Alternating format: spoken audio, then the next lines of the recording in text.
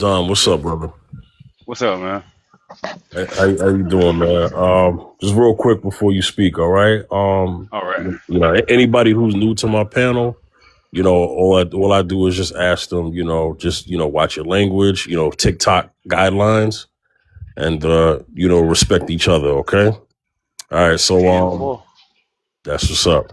All right, so the topic today, if we go 50-50, who leads? Go ahead, brother.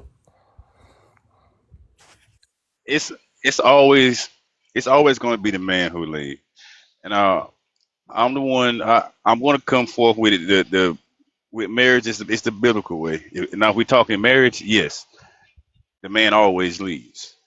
It's just that's just how God placed it. That's the order. Right. God first, man, wife, kids. The woman is up under the man's covering. It's the man's job to lead. It don't matter whether she makes more money or he makes more money, or he's paying more of the bills, or she's paying more of the bills, because things happen in life. Like things happen, you go through things, and marriage and life is all together or both a growing process. So I mean, regardless of how it may be, the man always leads, because if the man doesn't take lead, whether he wants to or not, off rip, you're going to get a curse put on the marriage. God Himself says that because that's who you making the covenant. They're making the covenant with, because marriage is a covenant. So if the man is not leading, the man is out of place. If the woman is leading, the woman is out of place. Mm. You're gonna know. You're gonna know when you're out of place.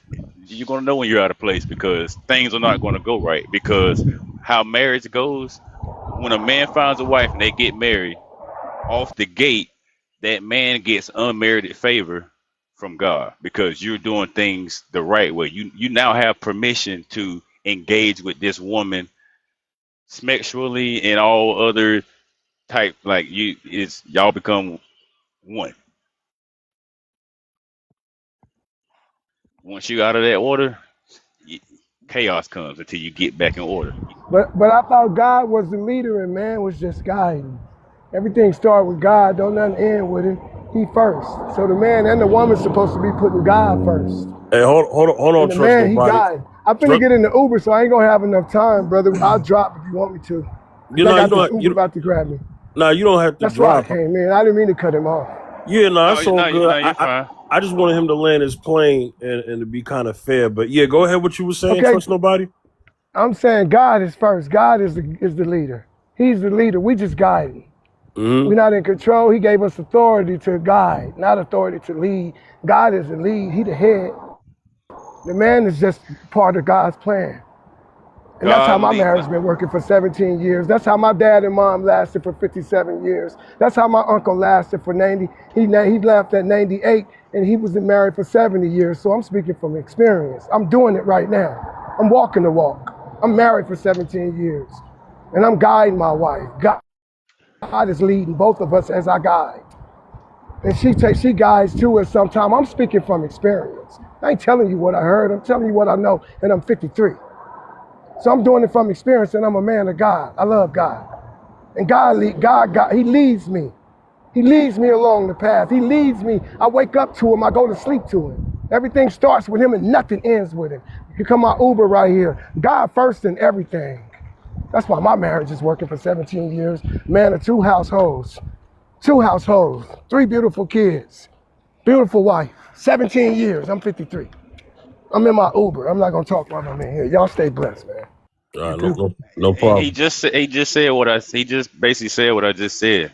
God leads man, man leads woman. Yeah, I think anybody that No, I like has said been man around. guides woman. Man don't lead her, he guides No, her. man, Y'all man be leads good. Goodbye. woman. God leads man. Yeah, I That's how think the that's I think that's any how the any umbrella man is. any man that's been around feminine women knows that a feminine woman doesn't want to be making all the decisions anyways. They want to like any serious decisions. They just want to like let you make the hard choices, and they're along for the ride. And matter of fact, I'm sorry if I cut you off. I didn't know if he was finished. If I cut you off, I apologize. You're good. But I wanted to take it back to this lead thing. Okay. I'm gonna go all the way back. Just give me just a little minute. I'm gonna go all the way back to Adam and Eve. Okay. God made Adam first. God put Adam down into a deep sleep, took his rib, made Eve. Now, before he done that, when he gave Adam his job to do, which was work, tend over the Garden of Eden, that's what you do. God sat back, looked at Adam, and said, "You know what? You should not be alone.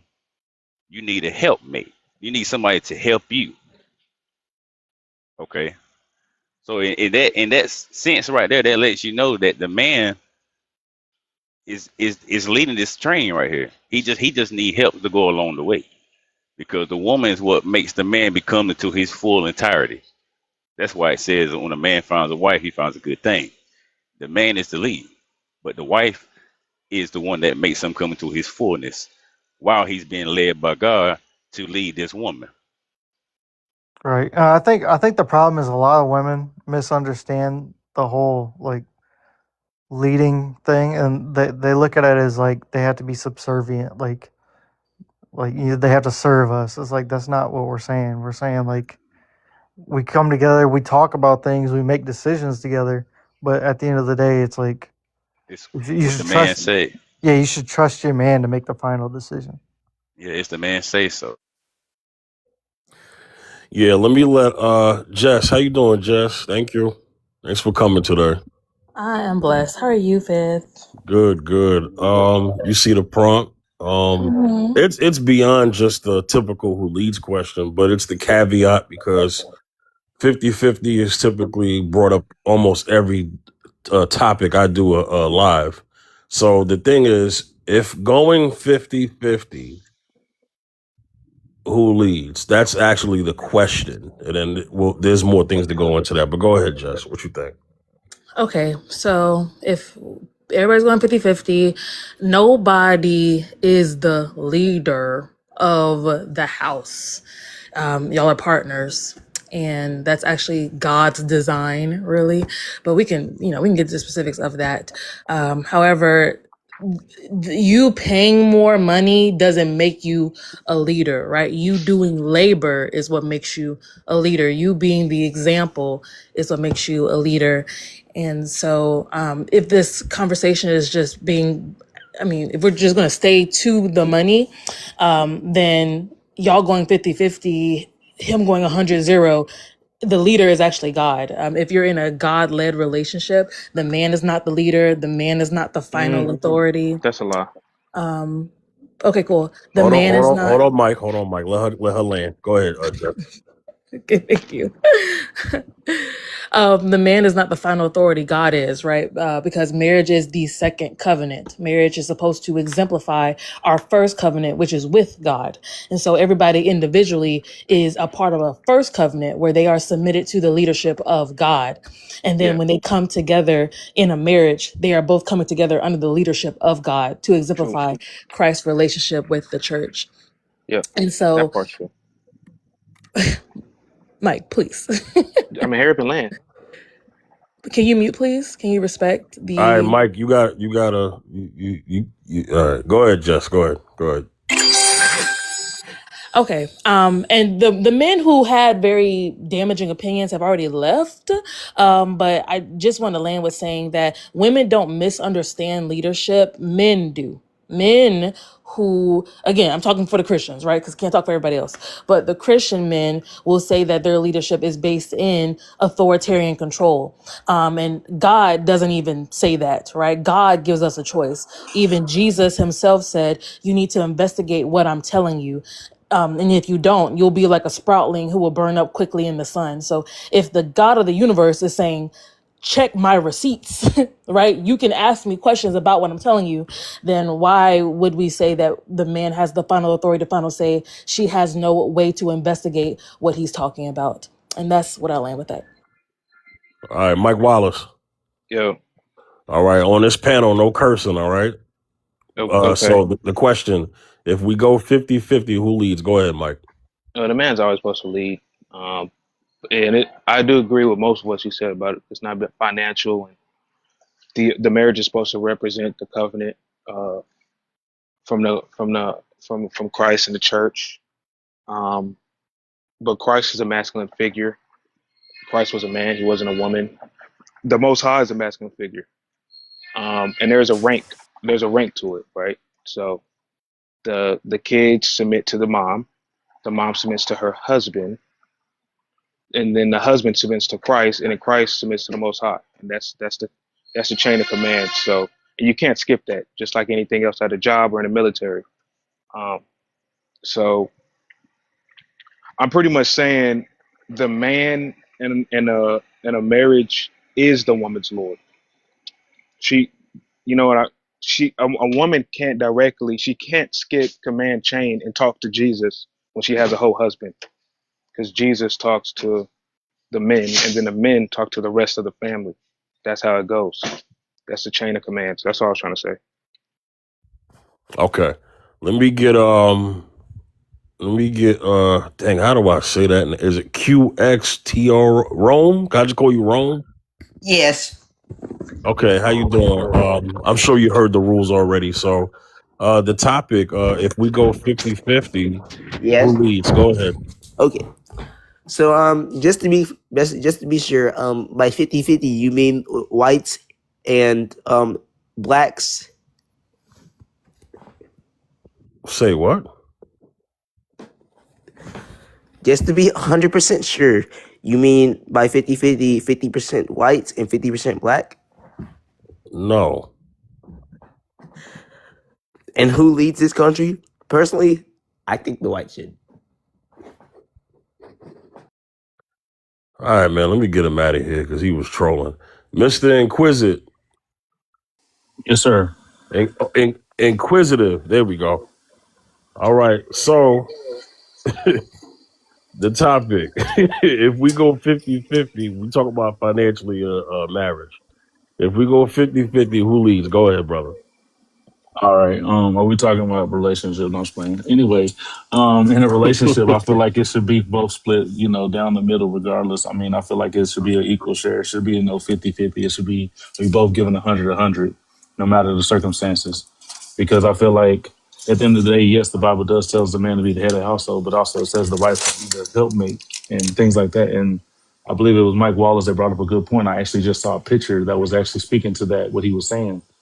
And my friend from church was sending that same exact thing because he took exactly what I was going to say, but I had to try to think of something real quick because I didn't know if he was going to call on me or not.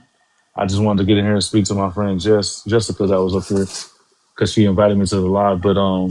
But yeah, respectfully, I feel like it's no such thing as 50-50. I think it's like if I give 100, you give 100. That's the way I look at it. I mean, so, but who would particularly lead it? I feel like God to lead it, and I feel like the leadership role should be split between the two people, wholeheartedly. Like, because in my situation, I feel like I didn't step up as a leader or a head of household or provider, and it got me in the situation that I'm in right now for not speaking up.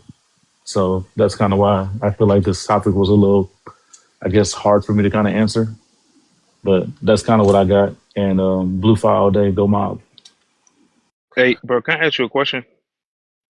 Who's that asking me a question? Who's that? Mike. That's Mike. Oh yeah, Mr. Wallace. What's up, man? Go ahead. Ultimately, in a household, who has the right to veto a last call decision? Well, I mean, it depends on what you're trying to veto, or what kind of argument we having. At the end of the day, moving for a job. Okay, you got to give me some more context or a little background on what you mean by that, because okay, let's say the wife's trying to move, she has a new, but the husband's not trying to go. Who has the say so to say I'm gonna well, I'm move or gonna we're just gonna be stay? honest with you. I mean, I'm just gonna be honest with you, and I'm a completely religious man, and I'm a man of God. I'm gonna just tell you right now, if God didn't tell both of them to move together, then God is telling her that she need to move on by herself. Respectfully, that's just the way I look at it, because I actually know somebody that's going through this similar situation. Because she said when she was ready to move to Texas, because that's where she moved to, and she said her man wasn't ready to move. But I said, I guess because it was just saying that God was preparing her to move, but it wasn't preparing him to move. Damn. And maybe he didn't want them to end up shacking them because that's what they end up doing. Yeah. So they would end up. So I feel like at the end of the day, my answer would be is if God is telling both of y'all to move or telling one of y'all to move, y'all need to be obedient to whatever God is telling you to do. Because if you don't be obedient, guess what? You're gonna suffer that consequence. Now, can God speak to the woman and not speak to the husband? No, that's not true because damn. Oops, I'm sorry, my bad. I'm so sorry.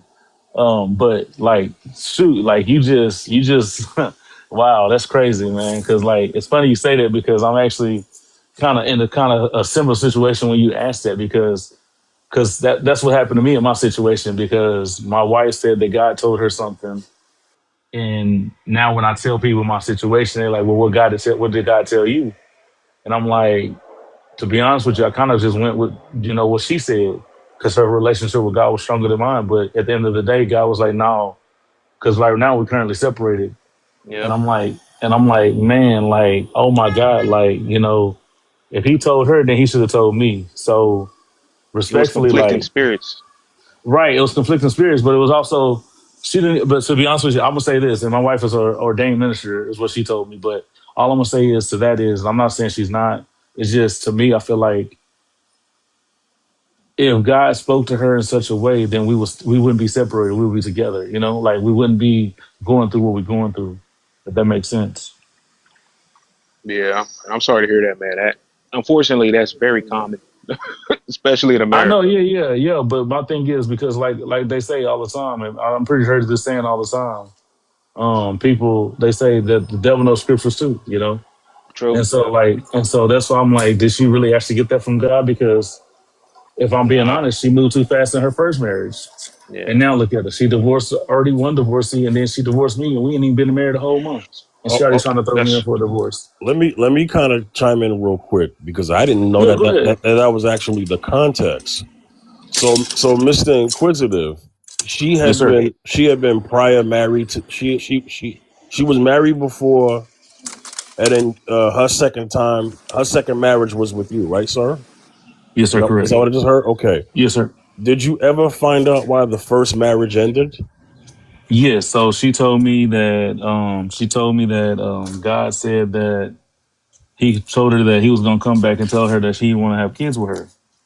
And so she said that God put it in her spirit. So it actually came to pass. And so he did tell her that. But then again, now that I think about it, now that I know my wife and know how she is, yeah, God probably told her that, but he probably couldn't handle the structure that she was trying to bring, right? Because my wife is a manager and she has a choleric personality at work. But deep down inside, that lady is a melancholy to the T. Because she swear up and down she's a caloric personality because she's a boss. I'm like, no. If you want to be honest with you, I'm probably more caloric than you are. Especially when I started my business, I was definitely caloric. But I learned how to be all personality types as one. I learned how to respond to all different personality types. But yes, that's exactly what happened, bro. Like she told me that, and I was like, wow. And then when he told her that, she went ahead and filed for divorce. But my thing is, that might have been true in that sense. Like I said, I wasn't there when it happened, but all I'm gonna say is to that whole situation, based on what my brother-in-law said, it could have been either way. It could have been looked at either way. If he didn't want kids, or it could have been looked at as a fraud situation. Because homeboy just probably used my wife to get a green card because he wasn't from the United States. And then, like I said, there was some red flags that I should have seen because the woman didn't want to take my last name. So, Oh, which was crazy. huh. Huh. like That's an interesting story there. Jess, let me come back to you. Jess, you there? Yeah. So here's the No, she thing. not. She ain't never good. I was playing. The the 50-50 thing, right? So Mm-hmm. a lot of the complaints that I'm seeing in this this modern discussion space on social media, right? And then also on TV as well, is that a lot of women do not want to go 50-50. They still have the his money is our money, my money is my money argument. Oh, yes, you brought up a good point. You That's know, a good point. that comes up a lot. That But came I up in my marriage too. okay, see we're going somewhere, right? So Cause let's she just definitely like I want to speak on you when you get done. I want to tell you exactly what she told me, and it was so funny to me. yeah. I'm definitely gonna let you get the mic again. So it's the reason why this is being brought up because I've had many topics since January, and a lot of women have brought up, well, the man needs us for finances. You know what I'm saying? They can't really provide for the whole family anymore like the days of old. And they never bring in the context of economy, but it is what it is, right? And Hmm. so a lot of women don't want to go 50-50. Now, for the woman who accepts 50-50, right? How much say so, how much of the relationship does she want the input to be, if they go 50-50? If they go 50-50, because we know a lot of women do not want to go 50-50. Go ahead, Jess. Okay, so the biggest thing is that when women reject the idea of 50-50, they are rejecting the idea of having to take on 50% of the bills while still being the primary caretaker of the children. And if you've ever asked a woman, why don't you like 50-50? What about 50-50 doesn't appeal to you? She will bring up that it's not equal. And we can still see that now, right? Obviously, we know the economy affects everybody, right? A man being able to use his one income for the entire family and like going to college and a car and stuff like that is just not possible, right? But the idea of the man making the most money in the home is not a new concept. It's just much more difficult, you could say, for the man to make the most money in the home. I would say we have the largest wealth gap that we've ever had in this country since its inception. So getting to money, there's a lot more opportunities to get to the bag, but getting to a financial place where you can afford to take care of a whole family is much harder. But again, to the 50-50 thing, women are not rejecting the idea of being partners with men. They're rejecting the idea that she'll have to pay 50% of the bills and still have to take on 100% of the domestic labor. So in that dynamic that women often find themselves when they're married, single mothers, right? And they're having to do everything and the man just gets to call himself a leader. They want to be the one who has the authority over what happens in the house. And so they don't really respect his position because he's not an equal contributor. But well, let me get back to Mr. Inquisitive. You go ahead. Okay, so good job, Jessica, because I like that. But Hello. anyway, I know it's Mr. Inquisitive, blue fire out here, you know what I'm saying? Anyway, sorry, I'm hitting my truck. But anyway, so like for me, when you were saying about dang, I just saw something. You was talking about, oh yeah, the what's mine was mine and yours and all that. So like we were actually doing, so we actually went to premarital counseling and all that kind of counseling, whatever you want to call it, because we had a conversation about this yesterday, and Miss Jessica was in there, and she was telling, I don't know if it was her or somebody was asking me some questions about it, but anyway, that came up to my head when you said that because she had ordered us a book that she had did in her previous relationship with somebody, and it was like a premarital counseling book, and on the very first bullet it was talking about being oneness in marriage, and so she wanted to just do like a joint account for the bills, and that's what she did with her first husband, and all he did was contribute like $500. So I'm saying all that to say is like when you actually truly understand what oneness is, then you shouldn't marry that person or like, because to me, I don't think my wife didn't understand it. I think like, she wasn't leading with the covenant because she threw a lot of different things at me that kind of didn't resemble the covenant. Like she threw a prenup at me. She threw this at me. And it's like she threw a whole bunch of books at me. But at the end of the day, now look at it. We're right here at square one again. But to me, I just feel like I feel like if I'm giving 100, you should give 100%. Like that's the way I look at it. Rather it comes to finances or not, like at the end of the day, like I feel like, yes, the wife should be the helpmate. Like y'all should split the bills however y'all want to split them. But like I said, we can take this 50-50 in so many different ways, rather it's financially, rather it's leadership role, whatever. However, I mean, I'm not saying saying these are all my opinions, but that's how I look at the 50-50 thing. It could be 50-50 in almost everything you do a particular area of the marriage or whatever. But it's just when you said the whole "what's mine is yours," she said that she said like that's exactly how she wanted it to be. She wanted to be her stuff, and my stuff, my stuff. But I, like I said, if that was the case, I could have been real petty when I left. When she told me to leave, I could have been real petty and said, "Okay, well, I bought these paper towels and these toilet paper. I could have just took all that and said, well, I bought it, so it ain't yours,' and just left with no toilet paper." But did I do that? No, because God told me to be the bigger person and say, "Hey, she need to wipe her behind. My brother-in-law need to wipe his behind. Well, any guests got to come in there, got to wash their hands, so they got to dry their hands off too." Like the other day when I went over there, or one day when I went over there Friday after she served me with my paperwork, she said, "Oh, you left a whole bunch of some trail mix in there."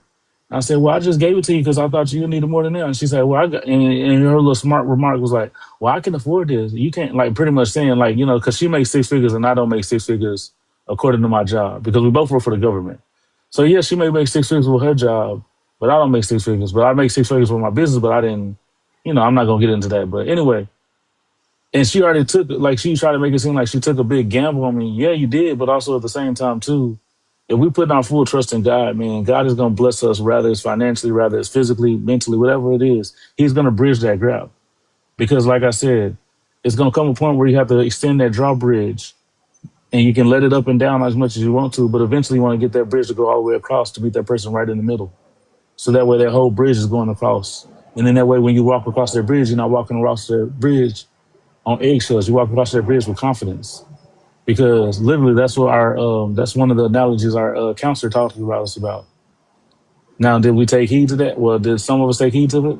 Not really, but I feel like I'm taking heed to it now because the separations are getting me closer to God. So yeah, I mean, like I said, that you brought up a good point when you said that one particular thing, what's mine and yours, or yours. Like, no, that ain't how it should be. Because God wants us to be as one mind, one body, everything. But But I that's was just also, but that's Oh, go also ahead. why when anybody says, I have the final authority, they're not acting in that oneness. Because to Oh, assume in general, and those men left, you know, but to just assume in general that you're always going to be the one who knows the right thing to do, that you are always going to be the one who has the best um POV, the best option, the best take on this is very I would even say borderline like narcissistic, you know? Like you're not always going to be the smartest person in the room, and I would think any person who wants to succeed in life tries to not always be the smartest person in the room because they're always trying to learn from people so they can be a better example, so they can be a better leader or whatever title that they have. And the other guy who said that like God never speaks to the wife, he only speaks through the husband, which is not true. Because we see God talking to Sarah when Abraham was about to flip his crap about how Ishmael was getting treated.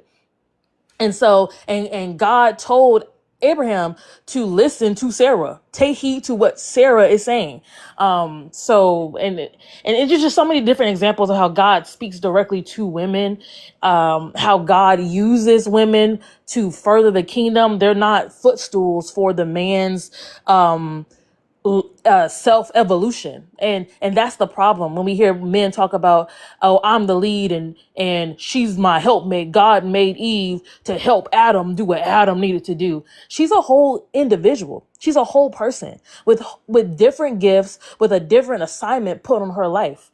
And if people were to never get married, her assignment would have to be something outside of marriage, right? So to say that a woman's assignment from birth is to be this man's footstool for his goal is not only, I would say, blasphemous to what God says the man's role is, what all humans' role is, if we're Christians, is just to edify the kingdom.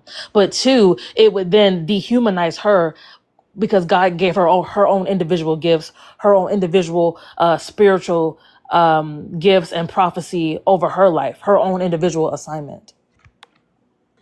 So, Mr. Inquisitive, I've never been married before, right? But you have, right? And so I guess my thing is this: a lot of things get said until it happens for real, right?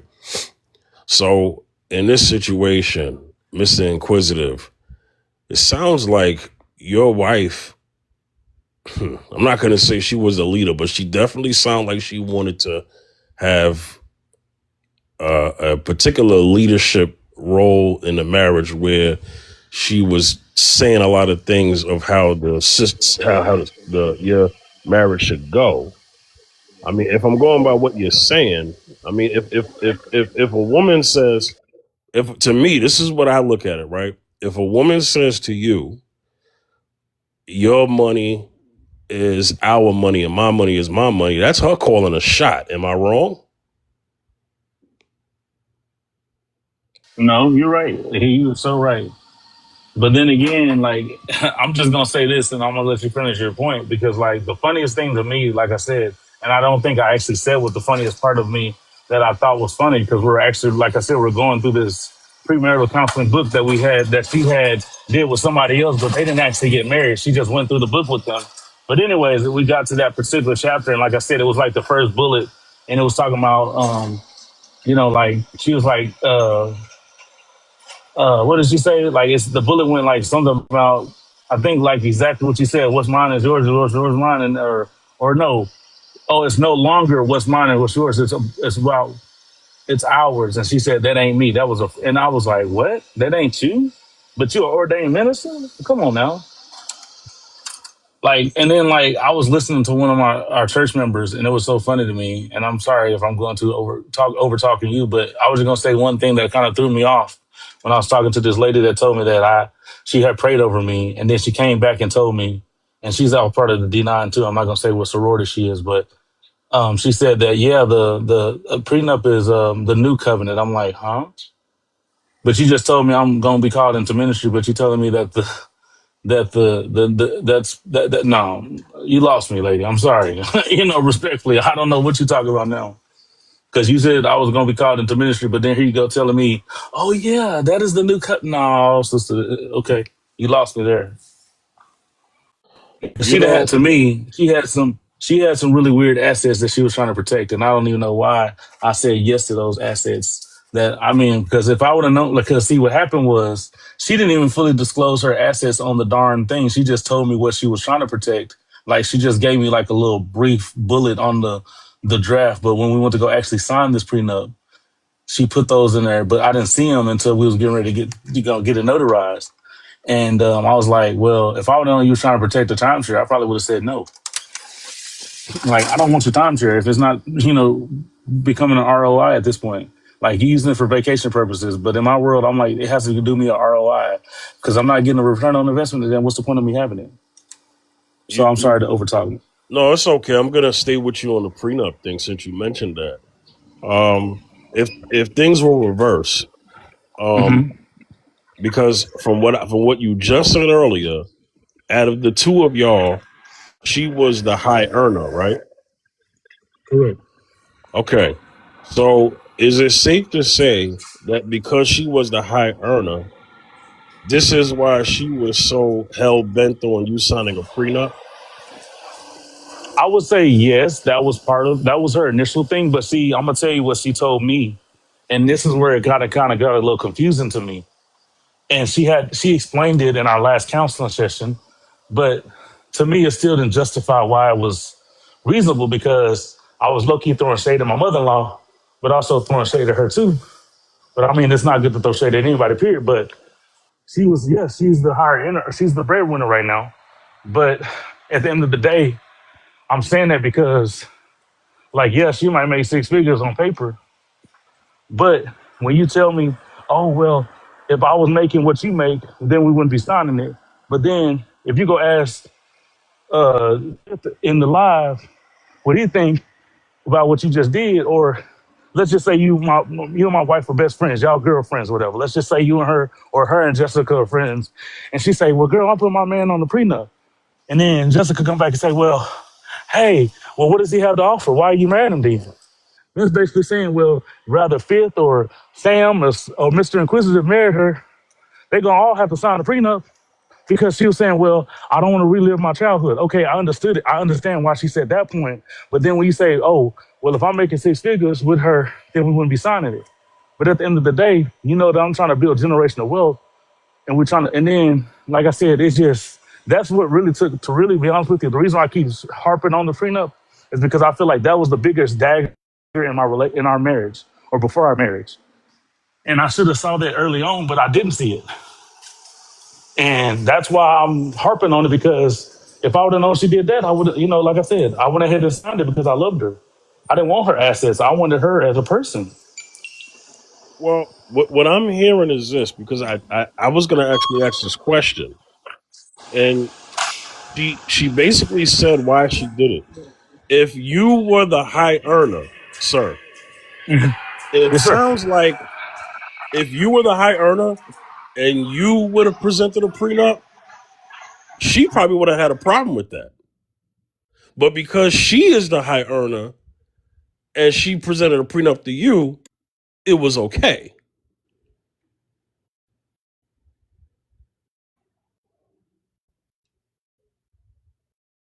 All right, he said he's gonna be right back.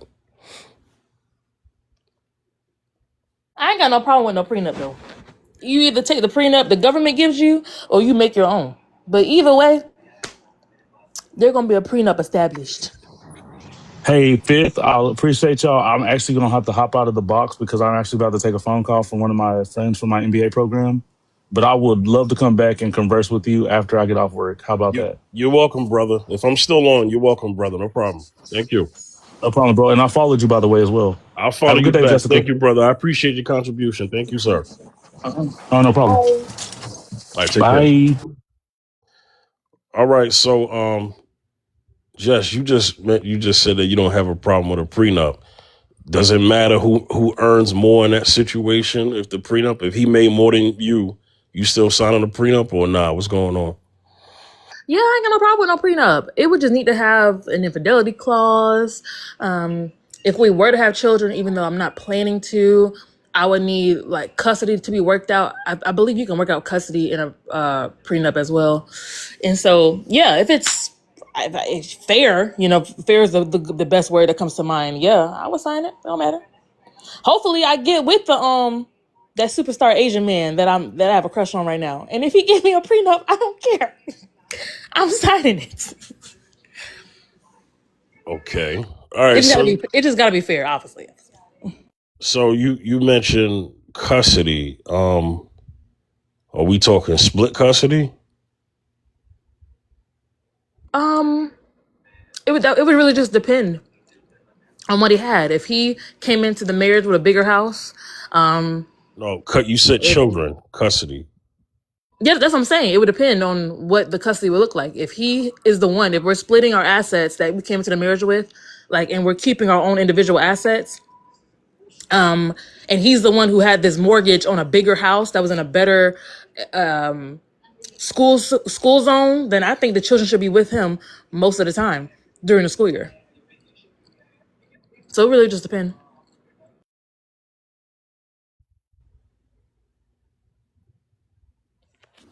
I don't even know where to go with that one. What do you mean? What was bad about what I said?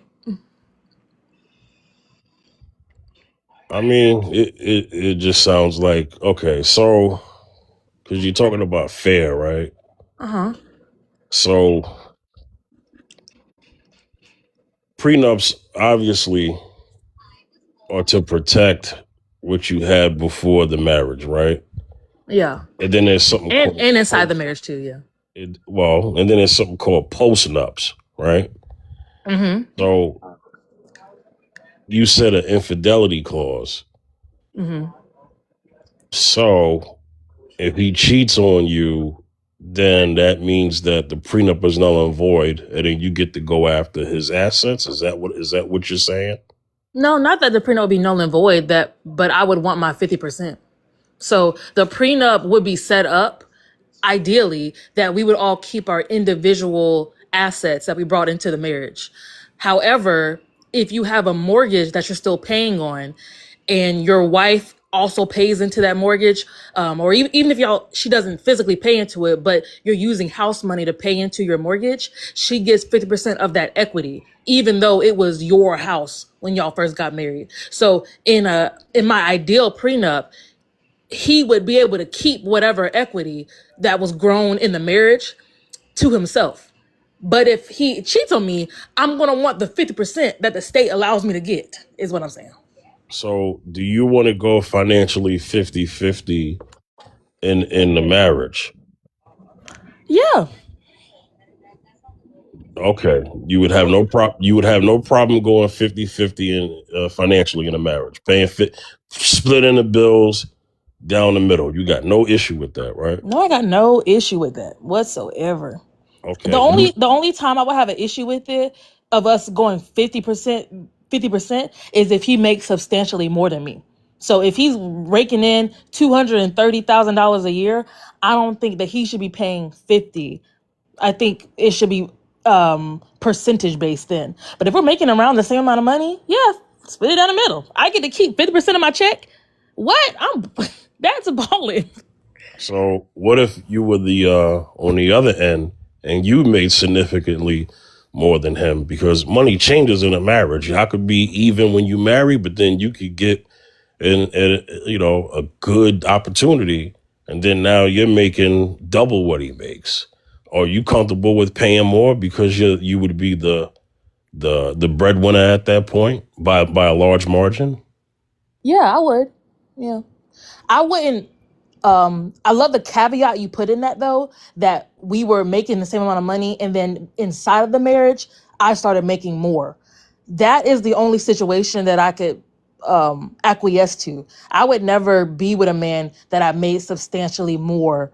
Well, what's the pronoun? That I made substantially more than him, because men are very insecure about that. I mean, I've yet to. Obviously, my ideal kind of guy, he wouldn't define himself through production. However, I know that that's very difficult for a lot of men to separate themselves from how they produce. So should the man I'm supposed to be with still be dealing with that, I would not want him to feel insecure or feel like I don't have no time. I would want us to be equally yoked in that way. I find it interesting that when I put the caveat of you, in the marriage, and just so happened that you, the wife, the one that has the increase, that the first thing you went to was to put it on the man having a problem.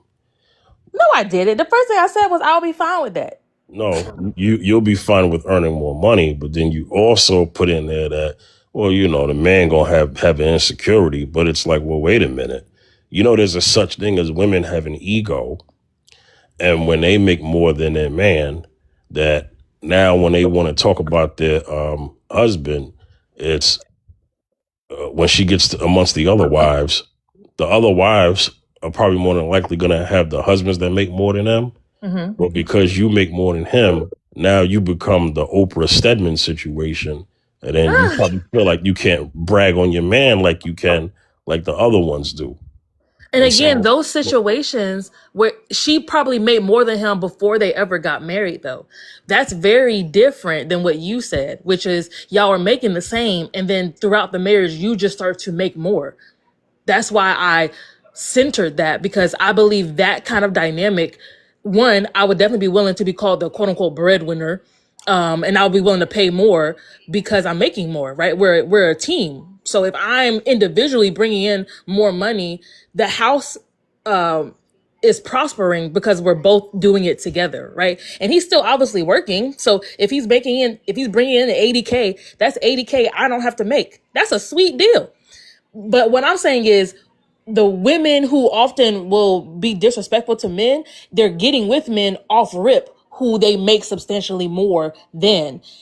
And yes, I've seen women all the time with a lot of ego about that. And I can understand it to an extent about, men having privilege, and with your privilege, this is what you've been doing, right? Like, how am I able to outwork you, out earn you, and I'm marginalized more than you?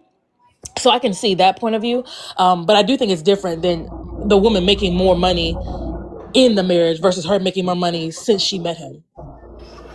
This is the thing that just kind of sounds, and I see why men, there are men out there that say, man, I don't want no woman that make more money than me because of that, because of the attitude part or whatever, and you mentioned that, like, you got women who off rip, they already made more money, significantly more money than the man, so then they get with the man already knowing that. The reason why I mentioned the in a relationship thing is because if we're married and you're the one who gets the increase first, why is it a competition?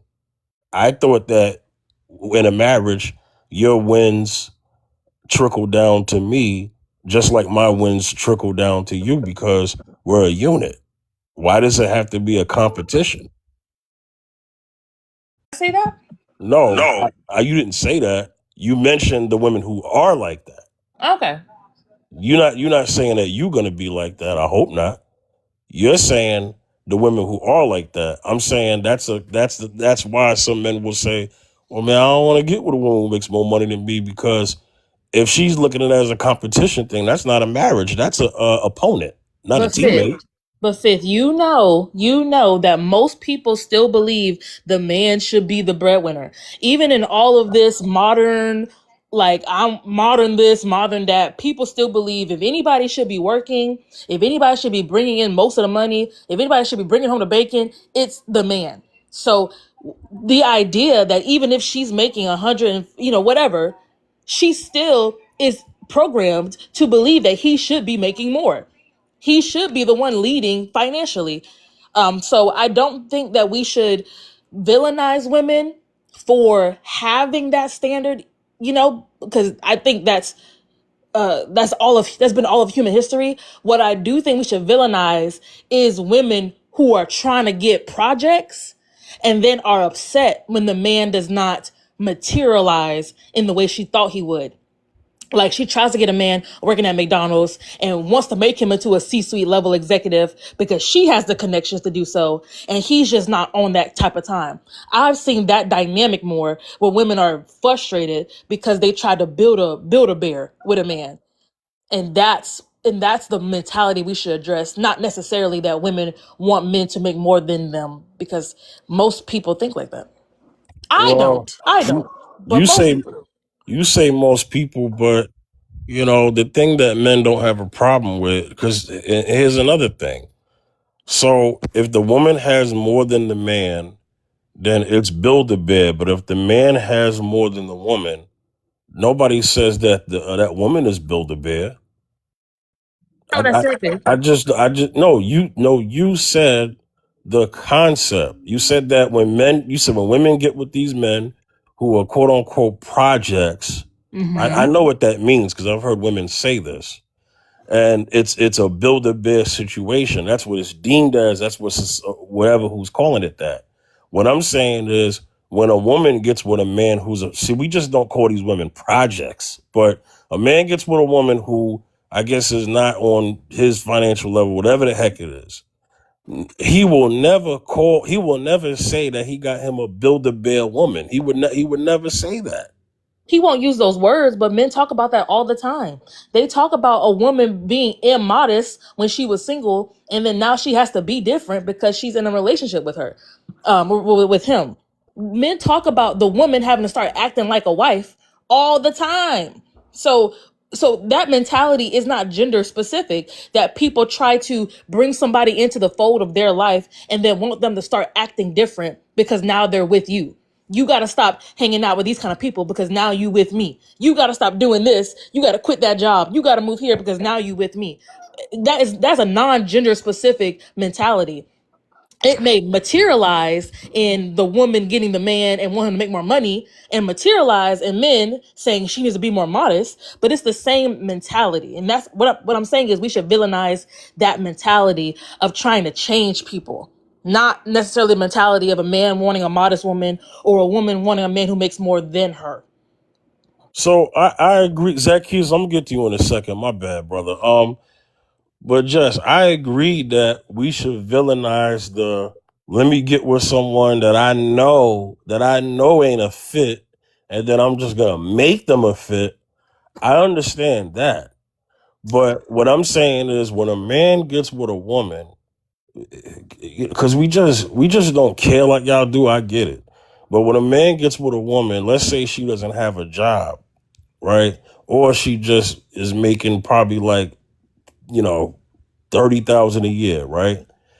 That man, if that's the woman that he chose and that's his wife, he not looking at it as a build-a-bear situation. But quite often you hear women refer to men who make less money than them, and they will say, "Oh, well, I got with a guy who wasn't on my level," and they only mean financially, right? And then they'll look at that situation as a build-a-bear situation. Like anytime, all this, it gets negative. All this negative tropes come out when a woman makes more than a man. But when a man makes more than a woman, that's not a thing. That doesn't happen. You know, I don't know. I don't know. Zacchaeus, you there, brother? Jesus, Lord. Hey, can you hear me good? Yeah, I hear you, man. This man, I swear, man, the dating market is fried. It's barbecued. It's souffled. It's fondued. Yeah, that's It's why it's yeah. it's honey nut roasted. It's chipotle roasted. Yeah. It's steamed. It's boiled and broiled. Yeah. Ain't, It's ain't no love. tough. Ain't no love out here, man. There's no love out here, brother. Nah, man. I mean, listen, some of us are fortunate to find um partners way back then that we can build with, and their mental state is not like that. Even back, back then when I met my wife, it's not like that. We stick to what the principles of the Bible says, and once we're a unit, we stick together. We're one flesh. We build together. It's not like a competition 50-50. It's where did that come from? This society. Where did that Yeah, come from? Yeah. man. I was born in the wrong era, man. I'm telling you, I was born in the wrong era, man. Because yo, man, what happened to the culture of us loving each other, man? You know That what I went It's mean? not out. a thing. Yeah, that went out.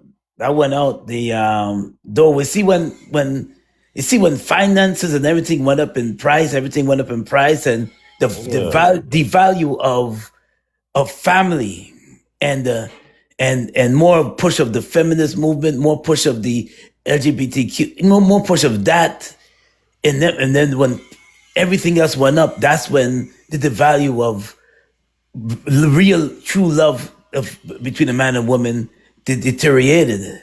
You see, because they stepped away from the principles of the word of God. They stepped away from that. So now it's more like how much money you got in your pocket, how much money you got, and you better not, you cannot even date me if you're only making 50K,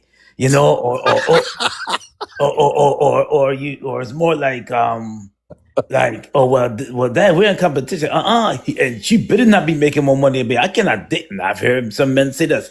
I cannot yeah, date a woman that's making more money than me, man. Nah. But don't you understand this? When you get together and you get married, is you're a unit. You're a team.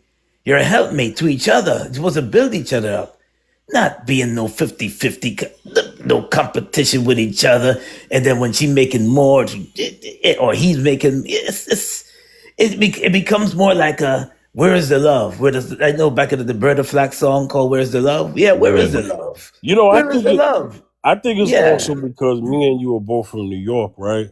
yeah, And being that me and you are both from New York, man, we've seen couples growing up, and you're older than me, right? But I'm young yeah, enough. I'm young enough to remember this, right? yeah. Oh, young enough and old enough to remember this. We've seen men and women in love with each other, waiting on the bus with each other. You Oh, know I what I'm seen saying? that many times. Oh, yes. I Listen, I did it back in the 1990s. uh-huh. I used to see, I seen that a lot.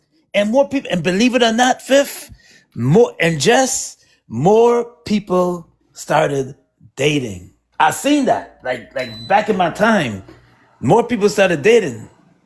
More and more people started dating, and some women, I guess, and now it's more about how much money you're making, how much money you this, how much money you that, how much money you this, and how much money you have, and how much it becomes, and then it's 50-50 this and you're 50-50 that.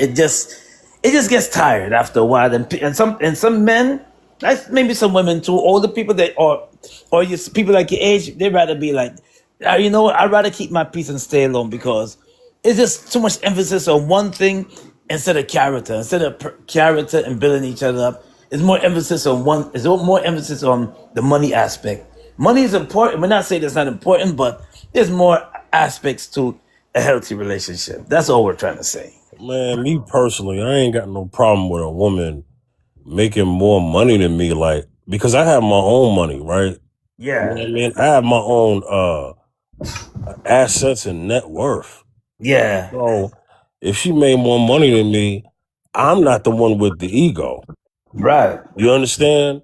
Yeah, So everything is put on the man. Like every time a woman makes more money than the man, oh, it's him who got a problem with it. I'm telling you, man, if we keep hearing women complain about men making less money than them, then how is that the man's ego? That's your ego. And then on top of yeah, that, on top of exactly. that, on top of that, aren't we supposed to be celebrating women who whose earnings are getting better than Yes, before? yes, So then, lady, if you make more money, shouldn't that if you're making more money than the women back in the day, then I don't understand why that's a bad thing. Hey, God bless you. You fought for it. yeah, The men who have stood with you and fighting for the wage gap, yeah, the earnings to be more fair between men and women. yeah. If that is a fight that men have stood with you on and women have fought with it, should be celebrated, right? It should be celebrated. Yes, I don't understand now when we got to bring in, well, you the man, you should be making more. Well, okay, but you wanted to make more. You said that you were being disenfranchised, so that right, we made sure that you're not as disenfranchised as you used to be. right. Like I don't understand why that's. I don't get it, man. But you know what it is. Hmm. You remember what Uncle Ben said in Spider Man? He said, "With great power comes great responsibility." Right.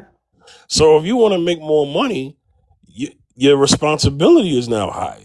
Yeah, exactly. Do you have a problem with that? Right. Well, I don't know. Maybe some women have a problem with the responsibility part with the earnings, but if you want to make more money, then it is what it is. And like I said, I ain't got a problem with women making more money. As a matter of Me fact, neither. I Me want neither. I never did.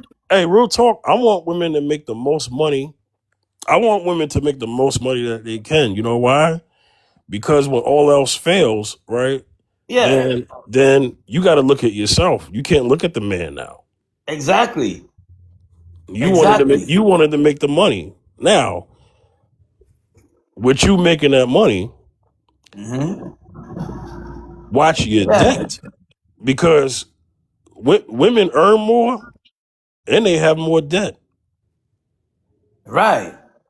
You Right. know, I Right. mean, they don't earn more than men. I'm just saying they earn more than they have before. Yeah. You know what I'm saying? Hmm. And their consumer debt is insane. Yeah, consumer debt. Yeah, yeah, yeah, yeah. Hmm. You know what I mean? But yeah, man, the topic today was, it's a financial thing. If men and women are paying 50-50 on the bills, who Yeah. leads? And the reason why I made that topic is because a lot of women said that he can only lead if he pays 100% of the bills. Right. Right. Right. Right. Right. Right. Right. Right. Right. So what do you think about that? 50%. If I mean, if he's paid 100% of the bills, yeah. Well, men is supposed to lead the household, but some women are very respectable because they're like this. Even if she makes more, they still let him lead. They still allow him to be a man, especially if he's walking with God. They still let him lead, even though she's making more. They still let him lead because, according to is the principle is with the standard of the house. Yeah, he leads. Although he's making a little less than her, he still leads, and that's just a respect aspect. The way how God wants us to set the household to be set up. It's more proper. I mean, he's contributing. So it's not like he's making little peanuts and working at a local what do you call it, odd and edge jobs, making maybe $20 No, I mean 20,000 a year, and she's making 100K a year. No, it's more like, yeah, I am. Although you're making more than me, a little more than me, I'm still the head of the household. So no, men should still lead. Yes, it's just proper. You It you should, know you know yeah, most women. So a lot of the complaints that I hear from women is that they say men are not. They say that men today don't lead like they did before, and they will contribute it to money. They will say, "Well, how can a man?" They'll say stuff like, "Well, how can a man lead if he's only paying 50% of the bills, right?" right. And then a man will say, "Well, does a man's earnings determine the submission that he receives from you?" And then I've had women come on this panel, say they'll repeat James Brown, although they don't know the full context, but they'll repeat James Brown and say it pays the cost to be the boss. Right. Right. So if it pays the cost to be the boss, and then let's just say he has to pay for the cost, is your submission still guaranteed? I would say no, because we see it all the time. There are men out here who out earn their woman, pay all the bills, and still catch heat. Mm-hmm. So if you pay 50, you catch heat. If you pay 100%, you catch heat. Yeah. So what do? It's like you're not going to win anyway. You know what I Well, mean? And I'm not saying it's an all situation that applies, but I'm yeah. just saying if the common complaint from women is men are not the leaders they used to be, then does that mean that women want men to go back to being the leaders they used to be? And when they get that, are they going to be the followers that women used to be? Yeah. Well, some women, um, they don't. How could I put it this way, man? They don't know what. They don't understand the partnership aspect of it. Some people don't understand Some people don't understand that we're a team. We're supposed to build together. We're supposed to help each other. They don't get that. They're always in competition. This is why they don't prosper, because they're always tearing each other down or always in competition, and that's wrong. This is what makes the relationship don't last, because you're not in unison with each other, and if it's always you're not building together, then what do you really have? It's gonna deteriorate, because that you're not building together. And I think that's what's missing. The building together and to help each other. Did you remember the song called "I Need a Roddy Dot Chick"?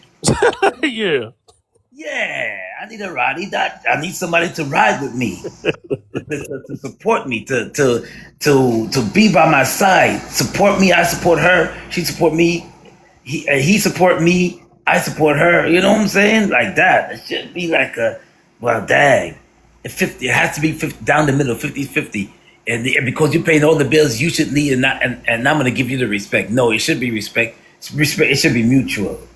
Mutual respect, mutual supporting each other, mutual loving each other the way God wants you to love each other.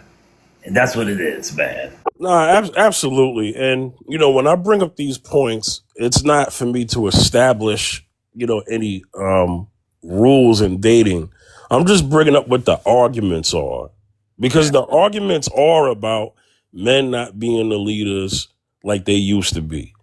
And the counter argument is, well, you women are not the women that y'all used to be. So both sides are kind of like, bringing that up against each other. And, you have many men who said, women want, women will ask for a traditional husband. And then a lot of the men have said, well, if you're not going to be a traditional wife, then you shouldn't be asking for a traditional husband. If this is modern if it's a modern women situation, then modern women and modern men would be the actual match, if that's the case, right? Yeah. If they're both modern, Yeah. you know. And Yeah. so that's why I've seen the argument of, if you're going to be a modern woman, then you can't be asking for a traditional man. You need to ask for a modern man. And they'll say the modern man may be able to, you know, do the ebbs and flows of the dynamic, is willing to more so Yeah. willing to more so concede to some of the things that may be requested of Yeah. this modern woman. I mean, that's what's being asked. But there is a such thing as default settings. I'm gonna Yeah. be honest with you, man. This is what I'm hearing from women also, without them saying it. Women don't want to make all the hard decisions for the marriage. They really don't. Do they No. want to make some decisions? Yeah, nothing wrong with that. But I don't think women want to make all the hard decisions and most of the decisions of the marriage. We just had a man come up here earlier and said that he let his wife do that, and his wife still filed for a divorce. Think about it. He gave the woman what she wanted, and she still left him. You know why? Because it was he stepped out of role. Because you see, when you let a woman lead, is a confusion in the household. When you let a woman lead, when you let a woman lead and take the lead role of the household, it's confusion. That's why God set up for us to be the leaders. Especially when we're walking with God, we're supposed to be the leaders of the household, and they're supposed to follow our lead. So when you allow women to follow your lead, you allow women to lead, is a massive confusion. And this is why she still filed for divorce, because the ground was not solid. There was no foundation there. There was no foundation because she's taking the lead, and she don't look at him as a man anymore. So in a way, it kind of brings disrespect. And of course, deep down inside, she wanted him to take the lead. Deep down inside, she wanted him to be the leader and make the harsh decisions and hard decisions and come to and make the final decisions. But when he gave up his role as a man and said, you know what, honey, you be the leader of me and you take the role and you did it and you do this and you're the head of the household, that's when everything falls to pieces. Because see, when you follow the principles of the word of God, everything always falls to pieces. And this is what I'm trying to bring home to some people. And that's why she still filed for divorce, because he stepped out of his man role. That's why that happened. That's why that happened. Yeah. That's why that happened, man. He said, "Honey, you take the lead," and it was a downhill from there. Hey man, well, sometimes men sadly got that go along the get along mentality, man. Well, let me just go ahead and do what she says because I want to keep the peace. Meanwhile, he not in peace. That man is stressed through his days, man. Yeah, is that old saying that goes, "Happy wife, happy Life, yup. And what's the other one? Even when she's wrong, she's always right. God, I can't stand that crap. Nah, that's not good. That doesn't work, man. I mean, because you have an opinion. If she's going down a ditch and she's falling in a hole, you're gonna be like, you know what? Yeah, I see her fall into a hole. You know what? As long as I agree with her, she can lead me into the hole. We'll do okay. No, you're supposed to stop her from falling into the hole, because she'll fall in the hole and she'll ask you, turn around and ask you, honey, you see me fall in the hole. How come you didn't say nothing? You see me fall in the hole and you didn't say anything. Yeah. So you're supposed to jump up and say, no, honey, you're going wrong. I know.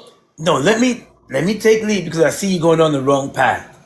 Because if you allow her to take lead and say, you know what, happy wife, happy life. In other words, appease her, even if she's wrong, just she's right. Appease her and appease her, man. Man, yeah, and you're unhappy, and you see that she's going down a hole, and you're in distress, but yet she's happy, but yet she's going down a hole. It will fall apart, and she eventually gonna be like, well, you didn't take lead. You didn't say anything. So Hey, I had a woman she had a conversation with me, and she said that she asked her man to do something, right? No, to let her do something, right? It's funny that you say that. She asked her man to let her do something, which is interesting, right? It was her idea. Then he goes along with it, right? Then she backtracks and says, "Well, no, I don't know. I mean, I don't know if I should do it." And then he goes, "Okay, well then we won't do it." So then she goes, "Okay, no, I know I said I didn't want to do what it is, but let's go ahead and do it." So then it fails, right? Yeah. So then she gaslights him and says, "Why did you let me do that? You supposed to be the leader." See, my point, our point, and God's point exactly. Now, if this was our podcast, I would have dropped the bomb by now. You know what I'm saying? That would have been the sound effect I would have hit. But you get what I'm saying, right? Yeah. So the point I'm making is that even if the man, let's just say, wants to delegate all that stuff to his wife, if something fails, Yeah. the heat will still come on him Yep. because he didn't take lead. That's right. Yep. And guess what? I'm not even just talking about from her. I'm talking about from her family, his family, society. They will always say, if you say, "Hey, whose decision was that?" "Oh, my wife made that decision." They'll still look at him as the failure. "Oh, you failed your family." Yeah. Yep. Yes, exactly. See? You know what I'm saying? Yeah. I'm telling you, listen. I'm no dictator. First of all, I'm single, right? But any relationship I was in, I'm no dictator. But every woman who wanted to date me or chose me wanted to know if I had the ability to lead. They were vetting that. You're right. They were asking that. They were requesting that. Right. They wanted to know my plan. Where do I fit in? This is what women would say to me. They wanted to know my plan. They wanted to know where they fit in with that plan. They wanted to know what to get behind and support. Yeah. All of that. I ain't never had a woman date me and say, "Well, I want to take on 50% of the leadership abilities." A woman's never said that. A woman want to know if I can lead. I'm telling you, I've met women who said they broke up with men because they weren't good leaders. They couldn't lead. My point exactly. And no, and check this out. I'm not mad at that. But what I'm saying is, just keep it real. Yeah, exactly. Keep it real with what you want. J-Dub said in the comments, I guess Adam should have watched over Eve better. Well, there was no danger in the garden. They had dominion over the animals. So he didn't, in the garden, there wasn't other people, according to scripture, right? There was there wasn't lions and tigers and bears that he had to protect her from, because they had dominion over the lions, tigers, and bears. They were Hey, in the garden, lions were house cats. Right. They were just big house cats. You know what I'm saying? So I don't know about that, Jay. I don't know about that, J-Dub. Yeah. Yeah. She just took it upon herself to bite the apple. Yeah, because being disobedient. Yeah. I mean, yeah, because he instructed, although he instructed Adam first, he still instructed both of them. He still instructed both of them. Yeah. Because when the serpent asked her, because he went to her, he didn't go to Adam, but he asked her, "Hey, did God say that y'all will die if y'all eat it?" And then she was like, "God told us not to eat it." Now Eve said God told us. Right. So I think there's a misconception that God didn't have a relationship with Eve, and he just had a relationship with Adam only. He definitely had a relationship with Adam, because Adam was first, but he had a relationship with Eve too. Oh yeah. He did. He did. He told both of them. Yeah. Uh-huh. Oh yes. Now, after the fruit was bitten, that's when God said, okay, well, since this has happened, he shall rule over you. Oh yes. But before that, that wasn't the thing. Right. You know, according to scripture, once she was created, they sounded like equals to me. It wasn't until God was handing out the punishment, then he said he shall rule over you. Yes, and this is when animals became vicious and people became Uh-huh. Oh yeah, that's when that happened. Mm-hmm. Right. So if Eve is telling the serpent, God told us, Yeah. then that's Eve letting the serpent know that God also spoke to her as well. Just not first. I think we get caught up on the first and second thing. You know, like if I told you something first and then I told your cousin second, I may have told you first, but I told both of y'all. You know what I'm saying? Right. Both of us, yeah. Yeah, it just means that I went to you first. You know what I mean? So Oh yes. it is what it is. It is what it is. We used to talk about Adam and Eve on my panel so much it was ad nauseum, man. I mean, almost every live was about Adam and Eve. Adam and Eve, I know. As big as that Bible is, we only want to talk about Adam and Eve. Adam You know what I mean? Yeah, it was so much. Yeah, like come on, man. So yeah. Anyway, but yeah, man. You know the money thing, man. It's a big deal. I get it. It's a big deal to both parties. I'm not trying to act like men don't have an issue with it. Listen, I've met many men that said that they could never date a woman who make more money than them, Me and too. don't even give a real reason. Yeah. Because you know what they say? Because I'm the man. That's why. That's what they said. But I can't have my woman making more money than me. Ain't no way I'm gonna be with her. Ain't no way I'm gonna get with her. Ain't no way. Yeah, I've heard it. Yeah, I've heard it more than one time, and I have no issue. I have no issue with it because we're one. The money comes in. It's coming in for both of us. When I'm earning the money, I'm earning the money for us and my family. You know. So yeah.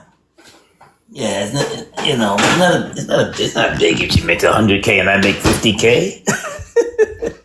Yeah. Because we're in unison, we're one. We're one flesh, we're one. So yeah, man. Hey, you know, and that's another thing. There's a difference between earning more and spending more. I've seen situations where men and women together, and the woman may make more, but he still spends more. Oh yeah. You know, They have the money. so she doesn't even feel the difference, No. right? And then also, we never take in consideration. There are women who may earn more than the man, but who has the most debt? So if she earns more than him and she owes more than him, then she's taking home. She has less spending money and take home money outside of her debt than he does. So even though she may make more on paper, he's still more manageable with his money because she has a higher debt.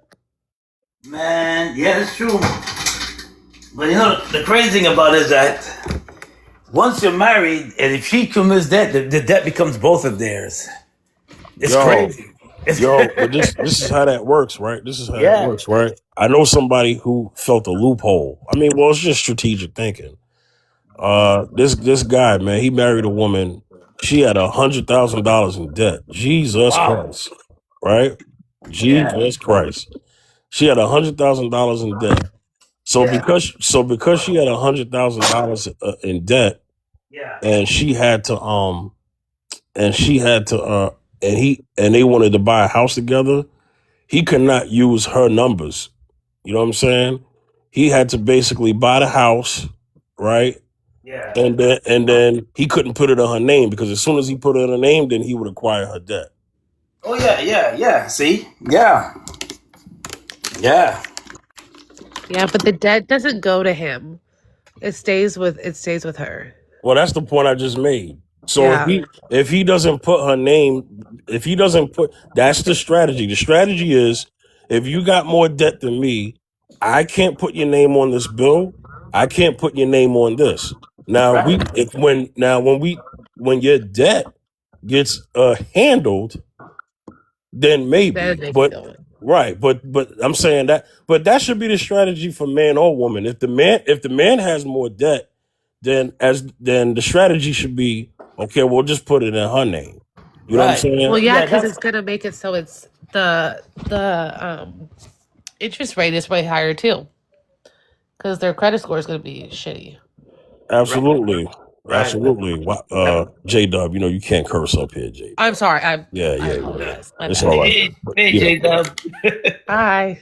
J Sorry. Dub, I got a topic, and you're in the comments, that way you can speak to it in here.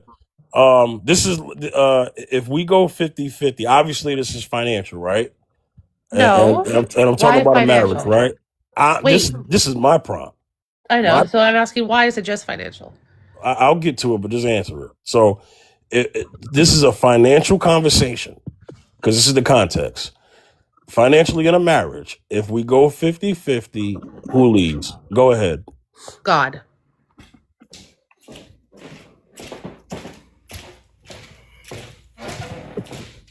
All right.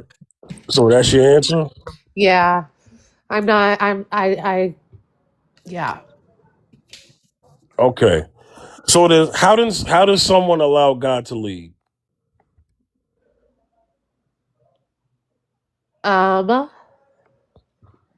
I don't know. Don't ask me these questions. I mean, you gave the answer. I'm trying not to be combative. I'm trying No, to. it's not about being combative. I mean, you said God, and then that was it. I mean, I just want some more elaboration. I think it should be. I know you guys don't like it even. Some things she leads with, other things he does. Okay. So let me ask you, as a woman, right? Do you want to be responsible for all the big decisions for the family? Like what? I mean, a big decision could be anything. Where we live, where we put the kids in school, where retirement, where we invest, um, That should be. That trips, should be. everything. It should be both you guys having a No, conversation, seeing what's best for the family. okay, but if you have the answers, I then don't. well, Well, no one does. You have to. You have to not bargain, but you have to see put everything out on the table. yeah. I mean, then that would be sharing, right? And there's nothing wrong with that, Yeah. right? Yeah. Okay. So the reason why I'm asking this question is because, and on my panels specifically, there have been many women that have come on this panel, and they have said that there is a price to their submission, and if a man is paying 100% of the bills, then he leads. But then they would say, well, if we're going 50-50, then we're both leading. But then they'll also say, well, he's the man. He's supposed to make more, or he's supposed to pay more anyway. And then when I ask that question, if you're required, since you said that, if you're requiring him to pay all the bills, then is he the leader? And then they still don't have an answer. But if your original answer is, if the man pays 100%, then he gets your 100% submission, then how is he not leading? No, I think if he pays 100%, is she still working or no? Is she Uh, working and keeping her money, or is she a stay-at-home mom or a wife or whatever? I mean, that's up to her, because I'll name two scenarios then. There are women who still want a man to pay everything, and then they still want to work. want to work, not have to work, but want to work because they want their own spending money and they don't want to have to wait on the man. And I've heard this thing before. Women say, yeah, I don't want to have to wait on an allowance, right? Okay, cool. I hear that talk. But then they'll say, well, somebody got to be home with the kids. And then when I ask, okay, well, then you work and then he stays home with the kids. Oh, no, I'm not doing that. So I'm just trying to figure out what is it that women are actually requesting and wanting, if that's the case. Well, I don't know all women, but uh, so I'm I think talking if about the it's, women of I'm talking about the I women don't of that know. rhetoric.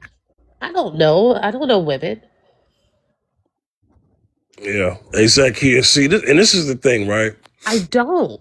But I J can Dub, say, I'm not asking you to speak for all women. I'm specific to the women of that rhetoric. And J Dub, you've listened in on a lot of my panels. You know, women have come up here and said many different things. well, I when I listen in, it's really low because I'm with my grandma. Oh, okay, I get So it. it's So hard to, yeah, it's hard to hear, but I try. But yeah, so if he's paying 100% of the bills and I'm not working and I'm staying home taking care of the kids or whatever, I would probably want to be doing like online schooling or something too, because after the kids go to school, I'm not going to want to stay home. Like I need to work too. But I think that's also 50% of the relationship, you know? And so I think it's still both of us for deciding factors and stuff leading. And then if we're both working, I think there should be 3 bank accounts and like we figure out a percentage to put into like for the bills and everything. That would be the main account. And then so like let's say 50% of each of our bill or each of our check goes into that main account and then the other 50 goes into our separate accounts or 75 or whatever it is, you know what I mean? And then that way we're putting like literally 50-50 of our what we're making. And then still get a little bit of spending money for us. And then I don't know the other one. But I think altogether it should be it's a team. Like I don't yeah. think one's above the other. Okay, so I have a question, J Dub, but then Jess is back. So Oh my thing is hi. this. My thing is this, right? A lot of women have come on my panel. Hey, Jess, I'm just at the gym. Hey, y'all. So a lot of women have come on my panel, and they've complained that men are not the leaders they used to be. And then when I hear that complaint, it makes me think that, okay, so since you're complaining that men are not the leaders they used to be, does that mean you want the men of today to get that back, basically? Do you want the men to be the leaders they used to be? You know, don't you think if the complaint is that men are not the leaders they used to be, that in return women are basically asking for that? What you think, J Dub? Say it one more time. Okay, so what I'm saying is the one of the most common complaints on this social media space is that men are not the leaders they used to be. These are usually what women are saying. Men today don't know how to lead, right? They'll say it. Men today don't know how to lead. So if the complaint is men today don't know how to lead, then those women, would that mean that they want men to lead?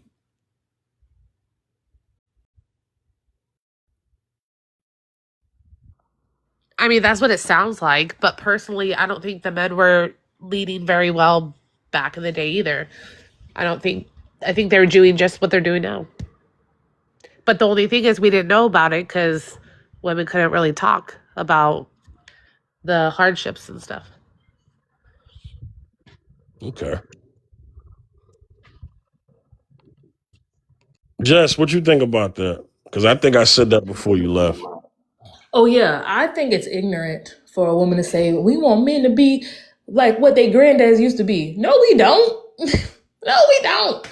Like, as great as MLK was, he was still cheating on his wife.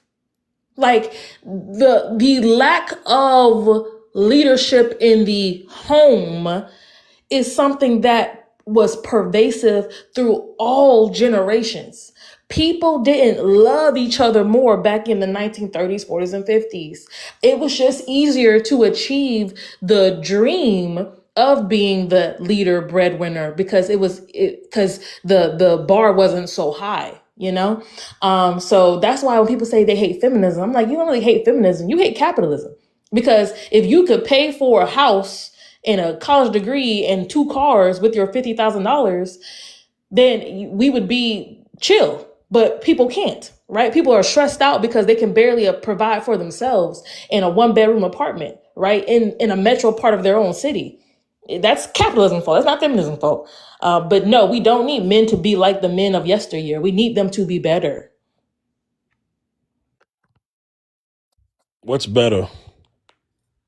Like Christ. A Okay. man who believes the best of us are the ones who serve. A man who will wash the feet of the people who lead him. The man who will give his life for the people who lead him. A man who is not transactional, who believes that love equates to sacrifice. Love equates to loving those who don't love you back. Being an example, being pure with your body, not being a drunkard, not being a Uber gambler, right? Not being a Smex addict, you know, not investing in corn and corn activities online, things like that. Okay, so it's interesting how you brought up an example of a man who had alleged affairs, but there were plenty of men during MLK's time who were faithful and didn't cheat. How come you didn't use those as examples? How do you know that to be true? Jess. No, but literally, how do you know that to be true? Because I know for a fact MLK was cheating because Coretta said it. Well, I said alleged affairs. If Coretta said it, then fine, Coretta said it. But I'm mentioning men who didn't have affairs. How come those weren't the examples you used? How come you didn't use that? There were plenty of men who didn't have affairs. Fifth, we're not talking about the guys who were doing the right thing. And I often We feel need like to the talk more about guy, that. That's the problem. but fifth, we're not talking about the guys who are doing the right thing because they're doing the right thing. If the conversation was about, yeah, let's praise the people who are doing the right thing, then yes, bring them up. We're talking about women saying we need to go back to how it was. And I'm saying we don't, because the same level of dishonesty and not being a protector of your home in an emotional sense was happening back then. So that's why I brought up that specific situation with MLK, because it was to highlight what you brought up when women say we want to go back to when men used to do XYZ. And that's an untruth. Men were not better people 45 years ago, right? I won't even say women were better people 45 years ago, right? We should all be pursuing Christ-like activity. And I would say none of us are doing that to the best of our ability. I don't think anybody in all of human history has done that to the best of their ability, right? In a systemic sense. But again, we were talking about men, but obviously we talk about women and them not being Christ-like either, right? Yeah, but I don't think when women have the conversation about men being the men that they saw being leaders back in the day, I don't think the first thing she's thinking about is the men who cheated. Because if that's the case, then she would have just said, if that's the case, then she would just say she could easily find a man who cheats if her example was men who cheated back in the day. Her example was the men who didn't cheat. So her first thought is not, let's get those men who cheated back in the day. No, she's talking about the men, whatever image that she has in her head of the men of the yesteryear, she's talking about the good guys because she thinks there's no good guys now. So her example is not going to be someone who cheats. Otherwise, she could just get a man who cheats. That's easy. That's ignorant for her to say because she's making it seem like men cheated less back in the day. So there were by percentage base, there was more good men in yesteryear than there were today. That's not true. That's the ignorance I'm talking about. People are trying to say that marriage was better 45 years ago. That's not true, right? So like there But there, they were marriages that see just you know what it is with you. what? You can't find nothing positive. Yes, I can. Well, because here's the thing, right? And I've been hearing you for a while. When if I mention a group of men doing something good, you're going to pick something of an extreme to try to destroy that trope every single time. Fifth, I don't think you're hearing me. Oh no, I hear you. And guess No, what? because you think gonna I'm let you trying talk, and you about to. to do it. Watch. You think I'm trying to center negativity to get the conversation off track, and that's not what I'm doing. I'm bringing up people's lack of knowledge about history. I like when YT people say, "Let's make America great again." Many BLK people were like, "When was America great for everybody?" Wow, you just did it. That was so fast. Why are you bringing up MAGA? What does MAGA have to do with this? Because this is the language that's used about going backwards. So just follow my line of logic. There's people in many different demographics who say we should go to the past. The past was better. And you have to ask, who was it better for? We can talk about race or we can talk about relationships. All I'm bringing up is that we should not be romanticizing the past as if it was better than what was happening now. And that's why I brought up the examples of men doing the same things they're doing now, to show that we shouldn't romanticize the past. The same way MAGA shouldn't romanticize the past of being able to keep people in chains, right? Like that wasn't better. America wasn't better during that time. There's no place to go back to in American history where America was greater.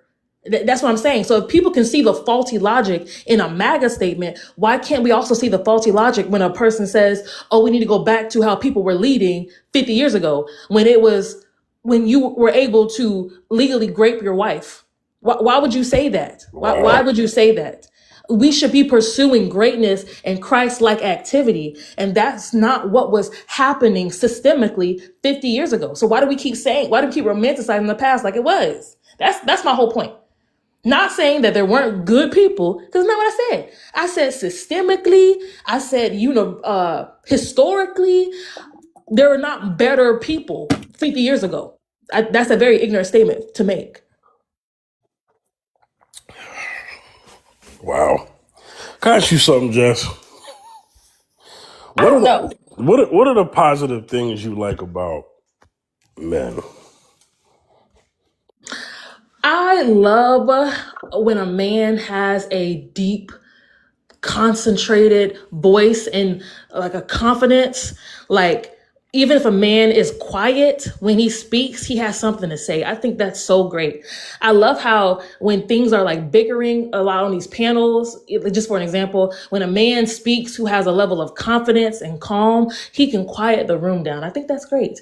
I think it's great for men when they care about children. I find that to be such a beautiful and even like sexy thing, right? When they caring for like the less vulnerable, when you're shielding somebody from a pain or a bad situation, right? You're being the example for them.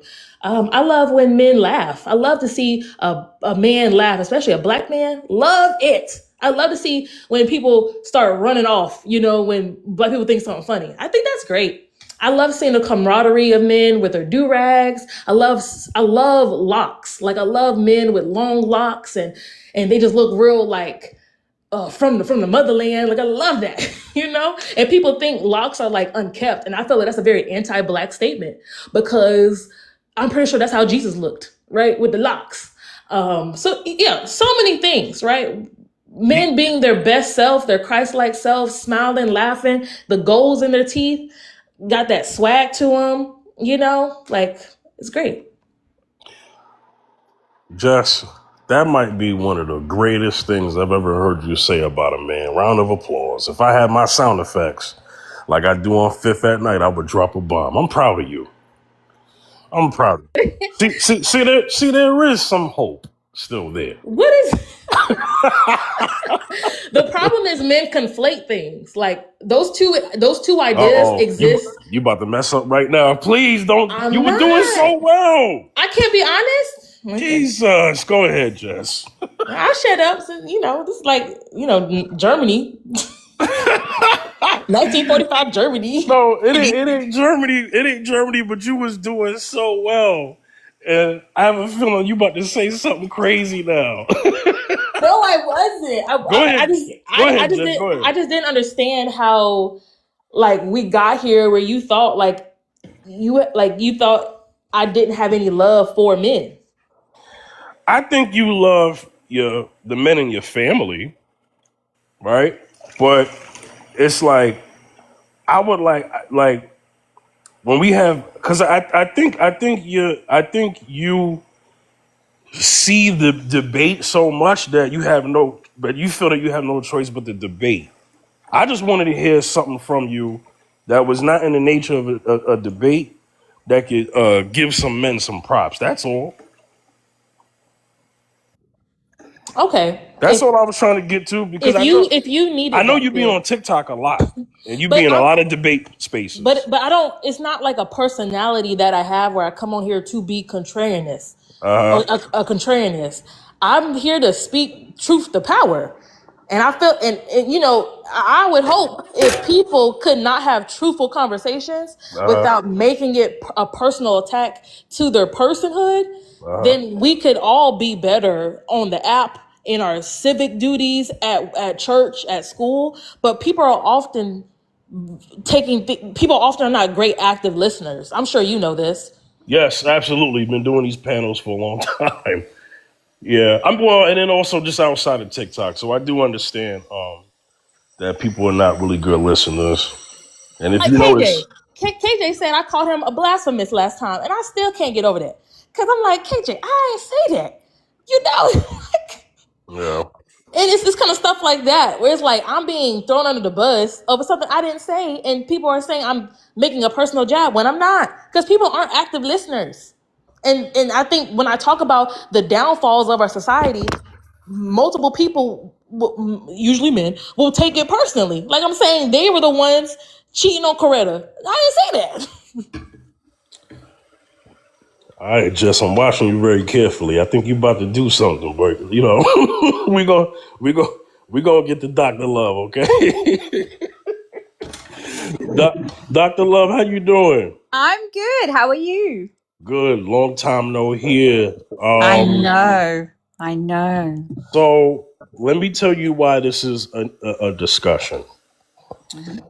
The reason why this is a discussion today is because last Thursday, I did double duty. I did 2 streams in one day because I was off, right? Mm. And it was about men leading without being controlling. And then the second part is, would a woman respect a man she can't follow, right? Mm-hmm. And the 50-50, this is talking about money, by the way, strictly money. The 50-50 conversation comes up quite often to basically just cripple a man's ego, right? Whatever, that's fine. It is what it is for those who have an issue with it. And so this is why I made this a discussion today, because the thing is, I've had women come on the panel and say, well, if he's not paying 100% of the bills, I won't give him 100% of my submission. Yeah. And then I say, so the man has to pay for your submission. A woman would say, yes. Right? Mm-hmm. So then my question is, if you're going 50-50 in a marriage, then who leads then? You go ahead, Dr. Love. Yeah. So I'm going to give you 2 perspectives, right? I think I don't even like 50-50. I think you all know that, right? But I'm going to roll with it, right? I'm going to put my feelings aside. So when you have this kind of scenario, I think if you are 50-50 mindsets, then you are going in with that mindset. And that mindset is we both are equal and we are both doing the same and we are both consulting on everything. And that is the mindset, in my opinion, of a 50-50 person who's okay with that. So who leads? Well, both of you are leading, because that's the mindset you have and that's the partner you have, and you're going completely 50-50 down the line. Somehow you made it work. Then, neither one of you gets a hierarchy because you're both equally contributing. Does that make sense? Now, my personal view, I am being in no 50-50, but let's say I was, right? If I was in a 50-50, I would have to be with a man that I respected over and beyond the money.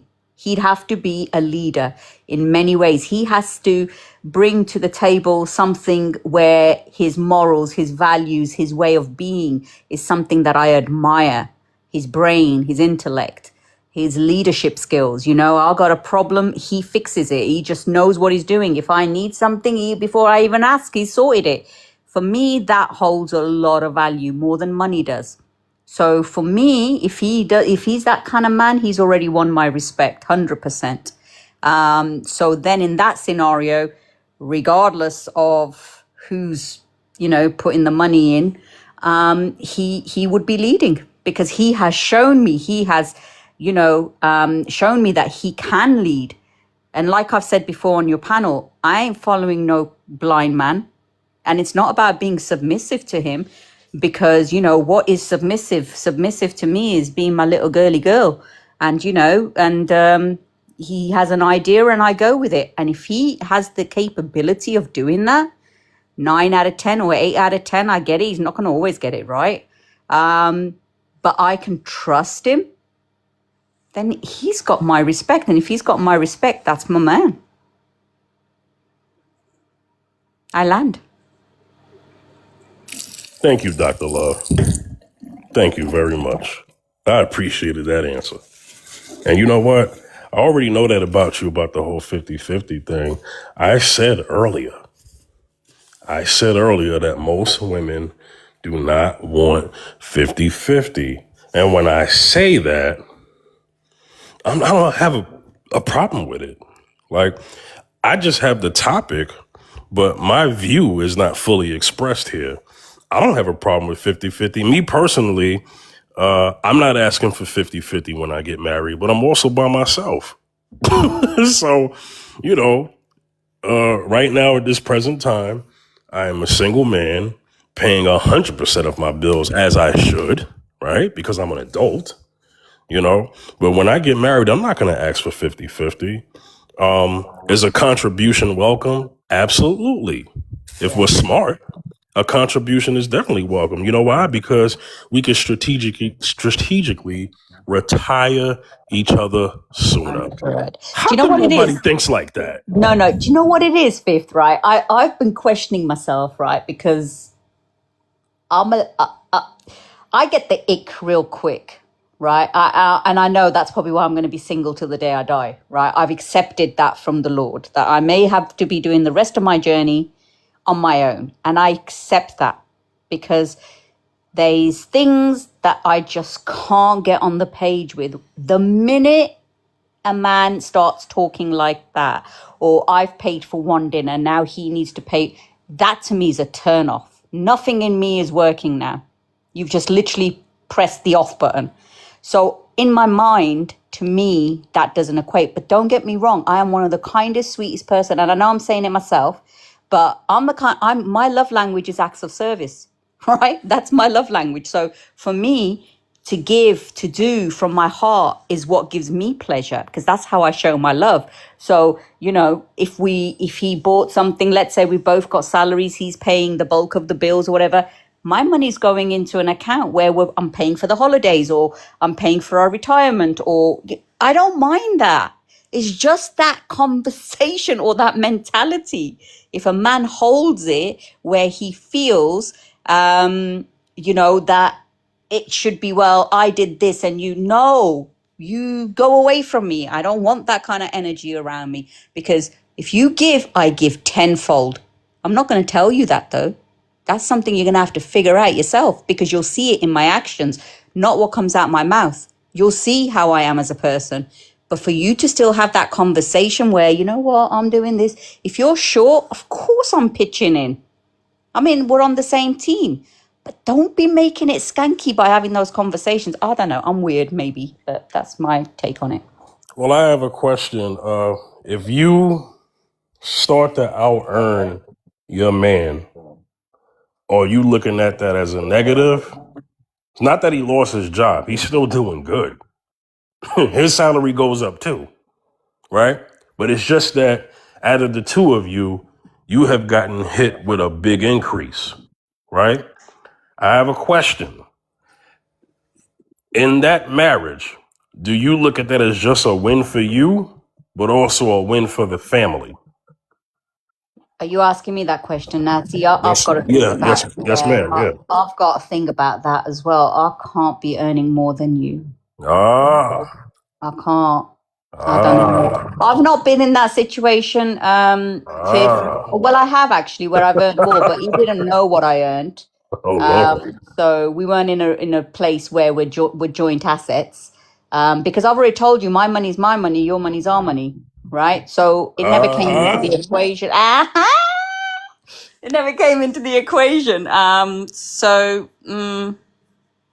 As long as you're taking care of business, and if I am earning more, then I probably wouldn't tell you. I don't know, because I wouldn't want you to feel less than, because some men do. They don't like it. I believe some men do not like it when their woman earns more than them. Some just can't hack it. They can't. You just said you don't like it. I don't like it, but if I was keeping my money, You see what I'm saying? Don't we put it on a man not liking it, but you as a woman said you don't like it. So that's more of a you thing. I think it is a me thing. I'm owning it. I'm taking full Yeah. No, accountability. I told you I I'm get glad taken easy. you are. I'm Hey, taking Beyonce. it. I'm rolling with that. I am taking accountability. I don't know. I just like, if I'm on like 100 grand and you're like on 20 grand, we got, you're not going to be able to take care of business, are you, really? Well, okay, Dr. Love. See now we went extreme. Not that much of a pay gap. You Okay, how said a much? brick wall. Not that much of a pay Okay, gap. how My much? You said God. she got hit with a brick wall. No. That seems like a brick. No, I said Oh, no. how much? No, I 10K, said 10? no. I said increase. Yeah. So him making 20 grand and you making 100 grand. No, that's not what. Oh, never. I heard wrong. My Okay, bad. how much difference then, Fifth? Come on, you got to give me proper numbers then. Well, no, I'm gonna give you a number that's gonna make sense. Go on then. So he's making, but you're in the UK, so it's gonna be the euro's worth more than the dollar. So let's just say he's making 90K, and you've had an increase that now puts you at 180K. Great increase, right? Great increase. You still got a problem with that? I haven't got a personal problem now because when we were together, I've already fallen in love with him. I'm not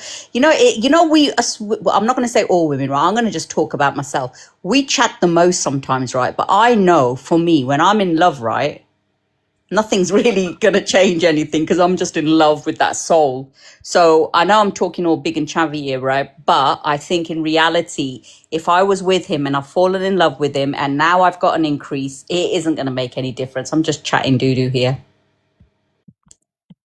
That money now is our money because we're already together. We're established, we're together.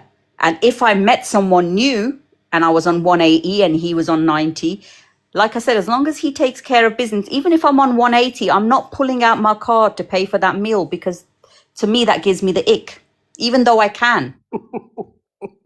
I don't know how to explain it. It's messed up. I don't know what they've conditioned me with. But, I might go and buy him a car, but I'm not paying for that meal because it's just like, nah. Dr. Love, Comfortable. thank you. You did not let me down. You did not let me down today. Thank Oh, you. okay. I'm just saying my truth. Sorry, y'all. I'm trying to eat my lunch before I go to work. We got Don't choke. I'm over here laughing. Hey, does any other ladies have anything to respond to that or a question? I think it's a bigger problem that we think you're a leader because you make the most money. And like Mhm. we're equating that to like if a man makes the most money, he could just say, "Oh, I'm the leader." But then this whole thing about 50-50, when that comes up, now there's a conversation of who's the leader because somebody's not financially outperforming the other person. I think that shows the actual competitiveness that Fifth you said was bad. I think what was happening for most of human life was the competition. Was the man has to outperform her to be considered masculine. And now that people are now trying to have more egalitarian relationships with their partners, I for many different reasons, like what Zakia was saying, feminism and everything and ruining stuff for everybody. But like I said, it ain't feminism fault. It's that's capitalism. What does egalitarian? What's that mean? Equal. Oh. Why is that a bad thing? Because the competition. If we're equal, then he can't be over me. Mhm. And also, because he was asking me before, like, who's making the big decisions, and I'm like, what kind of decisions? House and school the kids are going to, and this and that. Is like, you really think the guy is gonna make those decisions anyway? Like, Exactly. No, no. I asked if you no. I know. Oh, I I asked if know. you wanted to be the one to do that. No, you said who's gonna make those decisions, and I said No, what? no. Oh no, you did ask me. Yeah, you're right. Right Never mind. there we go. Yeah, that's true. But then that would make me the leader if I did it all by myself, right?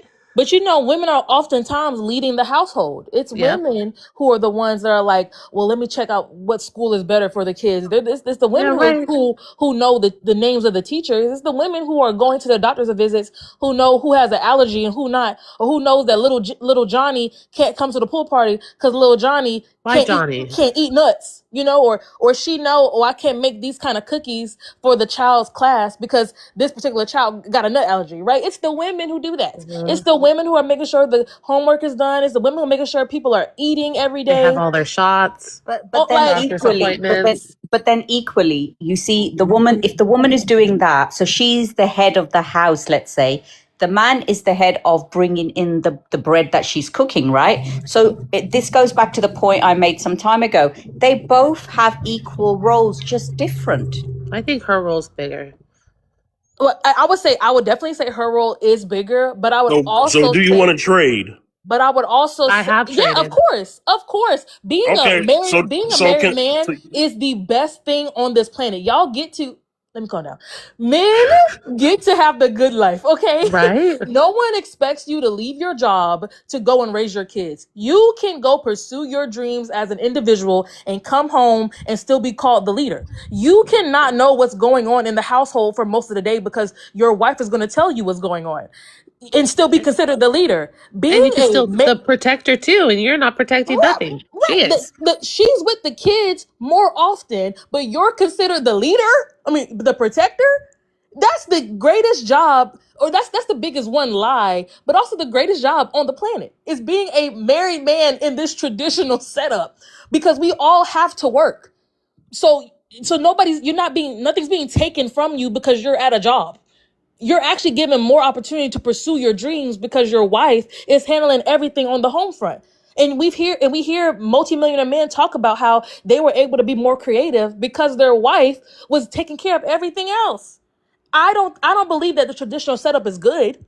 But what I am saying is that in the traditional setup, men are eating.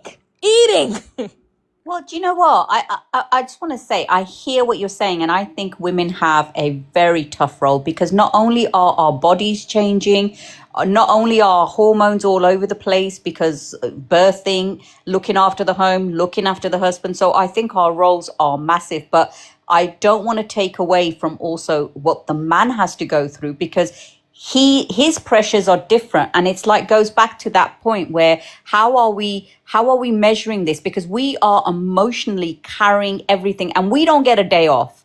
We don't get to clock out at 8 o'clock, because especially when it comes to children, because that is a 24-hour round the clock. They're poorly, they're sick, they have a bad dream, a nightmare, a wee in bed. We're the ones who are having to deal with that. I get that.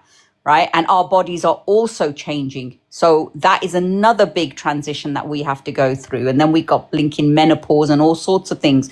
So our lives are not easy. But at the same time, a man has different pressures. And I remember once dropping off my little one to school, right? And I remember I got there, did everything. I do everything now, right? Because I am a single mom. So I know how hard it is to earn, but I do it. I go out there and I work, I hustle, and then I also look after my kids and I look after my dog. So I'm doing it all. It's hard. But at the same time, I remember sitting in that car park and I saw a few dads dropping off their kids. And I thought to myself, how fortunate are those women whose husbands are bringing the little one to school for whatever reason, dropping them off. The kids are going to school with their dads. And, so the father also plays a very important role. There are some deadbeat people out there that don't invest in their children at all, don't play with them, just go to work, come home, eat, go to bed. But then there are those fathers also that actually invest in their children, spend time with their children, do their homework. So I think it's case by case, but I'm not saying that us women don't, because we do have it hella tough. But Dr. Love, all the things you just said are the things she does already. I do often feel like when we see a man being active, like doing homework, being the one going to the doctor's visits, dropping him off to school, we're like, oh my gosh, how fortunate is it that he's doing the thing he should be doing as a father? Because we have to understand that we are conditioned to see that as the mother's job. We are Yeah, conditioned to see more women in that pickup drop off line. We are I couldn't conditioned agree to less. see mom at the doctor's visits, right? Which is why I say the traditional setup, men got it made. You just get to 100%. go to work. You get to go to I, work, and she still has to lay on her back at the end of the day, or you can go and cheat because she's I, not giving you what you're supposed to get as a man. Again, I'm not saying that all men say Jesus, this. Jess. I'm not saying all men. Jesus. Well, and now the But woman's sis, working too. So sis, she's doing all that stuff, the kids, the home, exactly. and she has to work on top of it. And she has to take care of him because he acts like a child too. The only reason why I know this, well, at least from my experience, because Dr. Love said she was doing it all by herself and it's really hard. And I do agree it's really hard. But guess what? For me, at least, being a single mom and doing this all by myself is less work than when I was with my husband. and, Because and, I and was I, taking and I care of see, him I see your and point. all Yeah. that. I was still working. I was still doing everything. It was like I had a third or fourth child. Yeah, Like And but I've it's seen that easier from the now. when I, marriages in my own family. Like people who've been married 30 plus years, that the woman in these marriages look different on paper, right? Make different money, have different beliefs. And every single iteration of this marriage that people say is the good configuration, she is still doing the most labor. She's still the one leading everything, yet he gets to be called the head. And that's my biggest problem. If we're actually, because most people, like J-Dub said, we both have to work. If we're both having to invest financially to make sure this house stay afloat, then we should also be the same kind of parents. You should also be waking up at 5 a.m. to feed the kid, to make sure the diapers are clean, right? It should be a joint effort. But that's why women will reject the idea of 50-50 financially, because we know you're not going to find a lot of men who believe in being 50-50 domestically as well. Yeah, But Jess, completely. can I All ask you a throughout the whole question? thing. well, If what, you, what, 1 second, Dr. Love. I'm sorry, Jess. It scares me when you say your name like that because I have the same name. Yeah, but if I say J Dub, I'm gonna just say I know, J but Dub. still. But Jess, Mm-hmm. do you know a good story of marriage? No. Okay, Dr. Love, you can go ahead and answer your question. I rest But my I do know how to have a good marriage. Do I Wait, what think did he ask? people do that effectively? No. But Jessica will. Jessica's I, first marriage will be her last because I, I've learned from Don't get married. the degeneracy. What do you mean don't get married? oh, I honestly don't think marriage benefits the women at all. Traditional marriage. Clearly that's what's being said here. Traditional And that's marriage why I doesn't said I benefit. rest my case. Yeah. That's true. You're right. But See, Fifth, you know that I don't believe in traditional setup. You know I believe in Christian marriage. So how could you say that I'm not pro marriage even though I've never seen a good marriage? I'm very pro marriage. You know this because this is what my ministry. No, I was responding to J Dub. But your situation, I asked if you know a good story. And what I'm saying is when you don't know a good story, you're not a witness to it, so you can't repeat it. So what happens is when all your marriage talking points or well, the woman's doing all of this and the man gets to sit down. That's not true. How's that not true, Fifth? It may be true in what you see because that's what you see, but that's not these true are the overall. stats. These are the stats, Fifth. Yeah. These like I just said. So It's mostly then what, women in that pickup line to pick up their kids from school. That's a stat. That's not my personal opinion.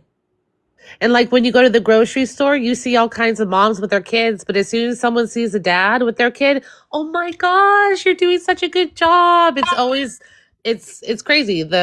The stigma is And Fifth, you know that some men will say, I'm watching my kid today, or babysitting. I'm helping the mom out, or I'm babysitting. I have never heard a woman ever use that language about her own biological kids. Men use that because the woman is seen as the primary parent. And I'm so passionate about this because people act like we're being misandrous for calling out something that historically has been true since the fall of man, that women were the primary caregivers and it was a feminine role for women to be the nurturers and to stay with the children, and she could not live outside of the house.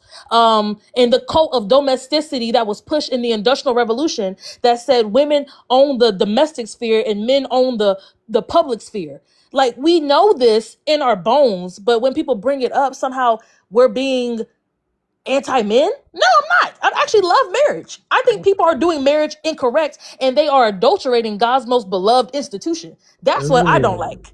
All right, let me get to Dr. Love, and then I'm gonna get to Dream, who just came on the panel. Dr. Love, I'm sorry, you can go ahead and answer your question. I think I do think it depends on, one of the things you're right, absolutely. We are conditioned. And like I think I spoke on this before, I was conditioned from a very young age. So for me, I didn't know any different. And I agree with the comment you made about men saying, I'm babysitting the kids today or I'm watching the kids. And you're right. It's ironic because they're your kids, and you don't hear women. I was thinking I'm going to use that line on my kids. I'm going to say, I'm just watching you, see what they do. But, that is absolutely correct. But, however, I have seen happy marriages. I have seen happy couples. And what stood out for me in those relationships was it was a traditional role. And it was the woman was taking care of things at home, not working as well because there's only so many hours in a day. It's already hard. I think looking after kids is one of the most hardest jobs in the world. And the man is going out and working, but they have respect and love. There's no, I'm bringing in the bread and butter, therefore you should be so grateful attitude. Not those, not people with those mindsets, but people who worked as a couple, worked as a team, both knew where they stood, and they're happy and there was love. Those are the marriages that I've seen that actually work. And I see them even now, believe it or not. I do see them because I also work with couples, right? So I see that now as well. Hence why when I see the 50-50, I also see in couples how that causes issues, right? Because it never is totally 50-50. The question I had for you, Jess, was if you could come back as a man or a woman, how would you want to come back, as a man or a woman again?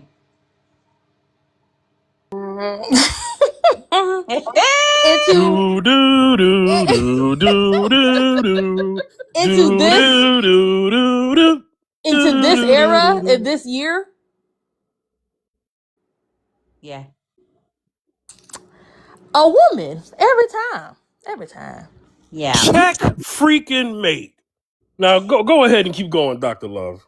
No, that was it. That was it. Because we're Because I better. would too. Because We are I'm better as a amazing. woman. I would be horrible probably as a man because of the men in my family. Like I would have to deconstruct so many things. So I do feel like I'm a better contributor to society as a woman currently than I would have been as a man. I hear you, man. I land. Let Dream speak. Hello, Dream. How you doing? Hi, I'm doing good, host. What's up? Good. So on my panel, I just have language rules, TikTok guidelines. Just don't, Of course, of no course. foul language, no cursing. And the topic is about 50-50 relationships in terms of like the financial part, splitting the bills 50-50, right? So Okay. the It, topic, it's if we go 50-50, who leads? Go ahead, Dream. okay. So let me read the question. If we go 50-50, who leads, right?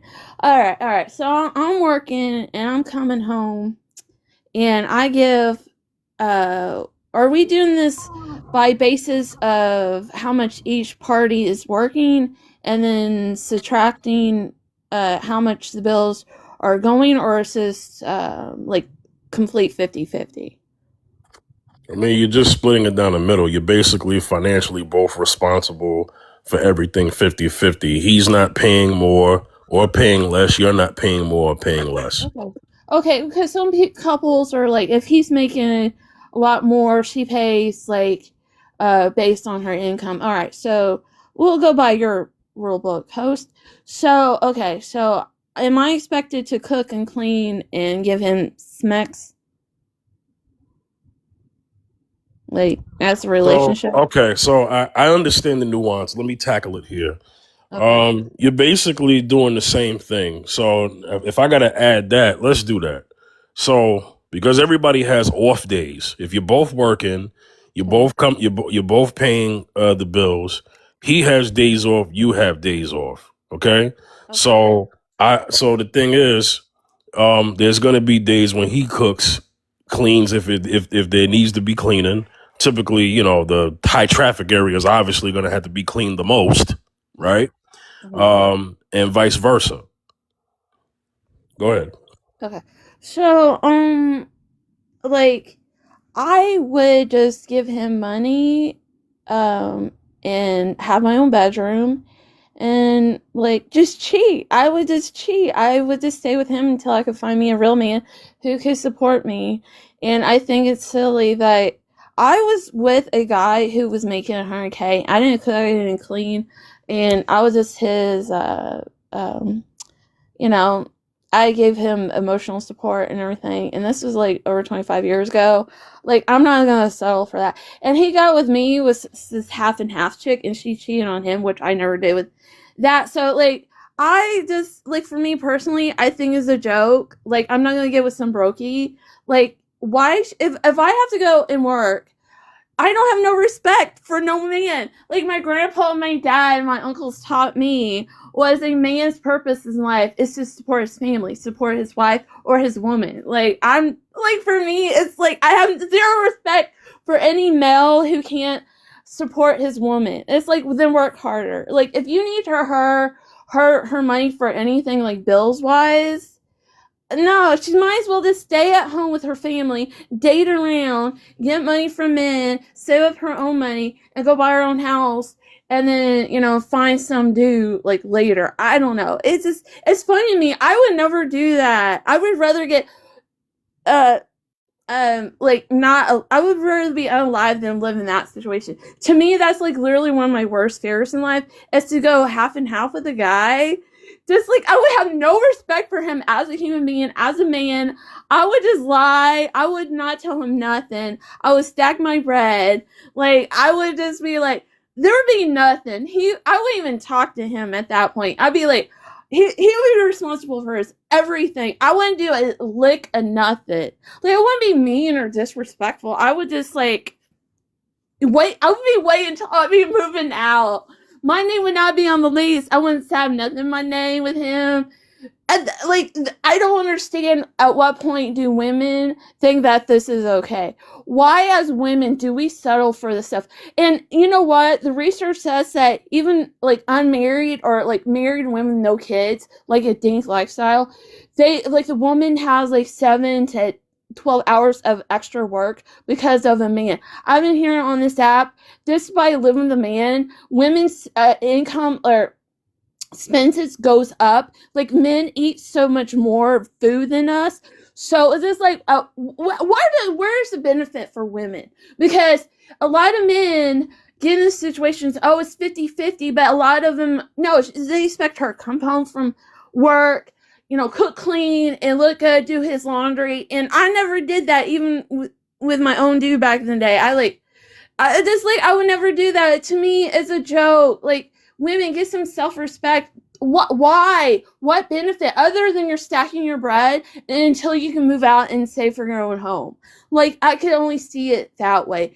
And I would date other people. Like I don't get it. Like, he would probably won't even pay for your movie ticket. Why would I don't respect that. I don't like if I'm not gonna pay for dinner on the first date, don't expect me to and I know the excuse, well, you're living with me. My part of the income or rent is my presence, okay? Like, but that's on me. That I know, like, I was never raised with this. I don't respect it.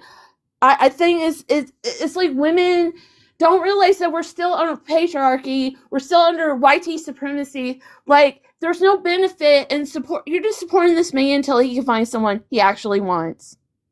And I land my plane there.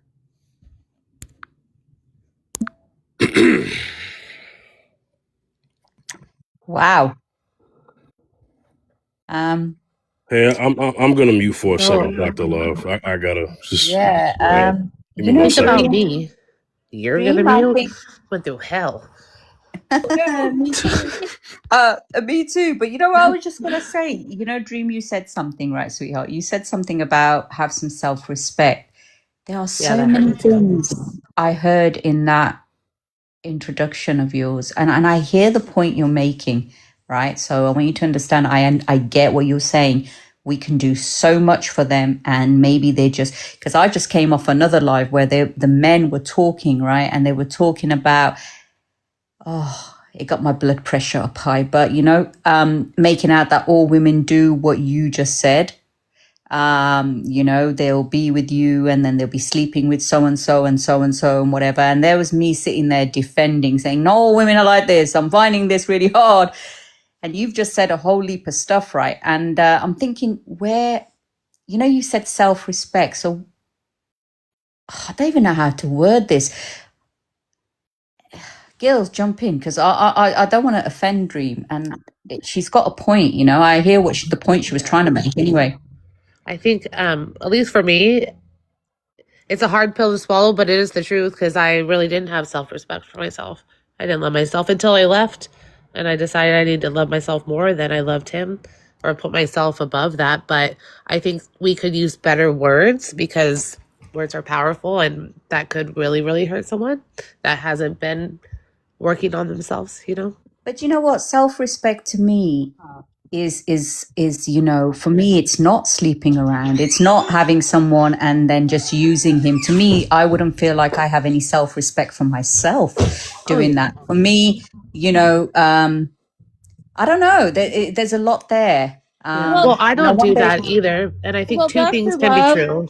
Yeah. We live under a capitalistic, evil system. Yes, we do. The list proves that. The way that Americans have ignored the list and no one's been arrested, that tells me we live in a vile, evil country, world. So I have no. So you're going to be evil too? Regard for most other people. I know that most, especially men, are ruthless, self-centered pieces of whatever, TikTok-friendly language, right? So I've never ever been naive I've been very intelligent. My emotions have never been in the game. I've not been heartless.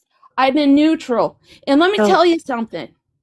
We The only thing that the billionaires have no regard for us. They've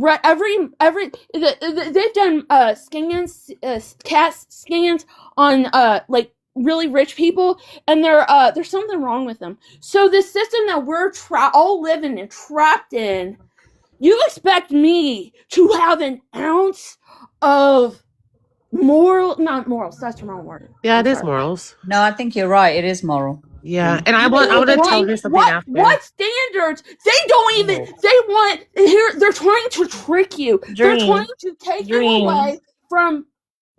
Yeah, Can we go not? on. Can we not? I'll land my plane there. No. Just can we not scream a little bit?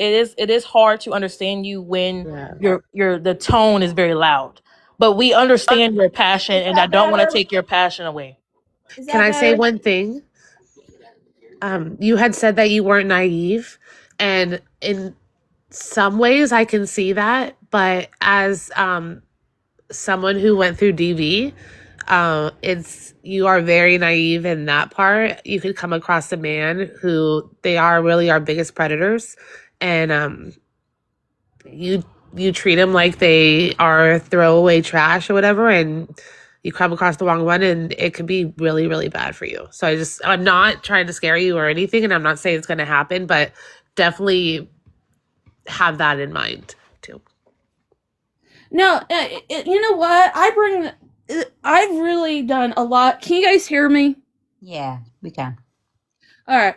So I ever since the list dropped and just seeing the average American not being upset about it, not trying to do anything about it, I had a little bit of faith in this country. I've had a little bit of faith in the human species, but it's been utterly destroyed.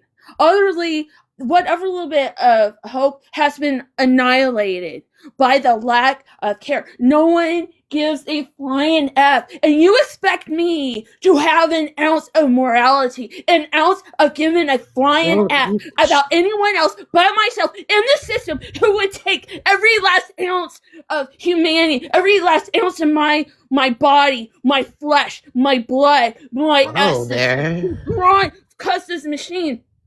All it does is Why do you stay here in America? Take from all of us. And I'm not supposed to be mad. I am so fucking livid. I'm so livid at almost every adult American at this point. I am disgusted by Americans. No one cares. We know what they did on the list. We know what kind of rulers we're living under, and no one gives a flying F. You're talking about love and care. What are you doing? What are you doing about it? To deal with what are you doing about the list? The average American, because I can see you're very of the list. Do you have any idea what they were doing to them kids and those girls? Yes, it's really bad, but we need to come together, and screaming on the internet is not going to help the situation. It hurts my ears a little bit. Dream, I can hear you've probably gone through and don't tell me to calm down. You know what? You guys' indifference is why it happened in the first place. Bless her. Thank you, Fifth. Thank you. Okay, cool. Do y'all want to go back to what we were talking about how the picture kind of looked like a jellyfish? I kind of liked it in a way. You know, this is why I can't be no TikTok host, because when she first came up here, I just said block. I could tell the energy was. I think it was a little bit more than that. Yeah. What do you think? I don't think it was stuff. I think it was something demonic. Maybe it's Maybelline. I don't know. No, I think it was more she's probably been through something, and that is kind of a little bit of a chord for her, and very sensitive, and she doesn't know how to regulate her emotions. I got the energy that I knew she was going to do that, but just same. It just kind of seemed like a troll to me. Yeah, I'm not empathetic.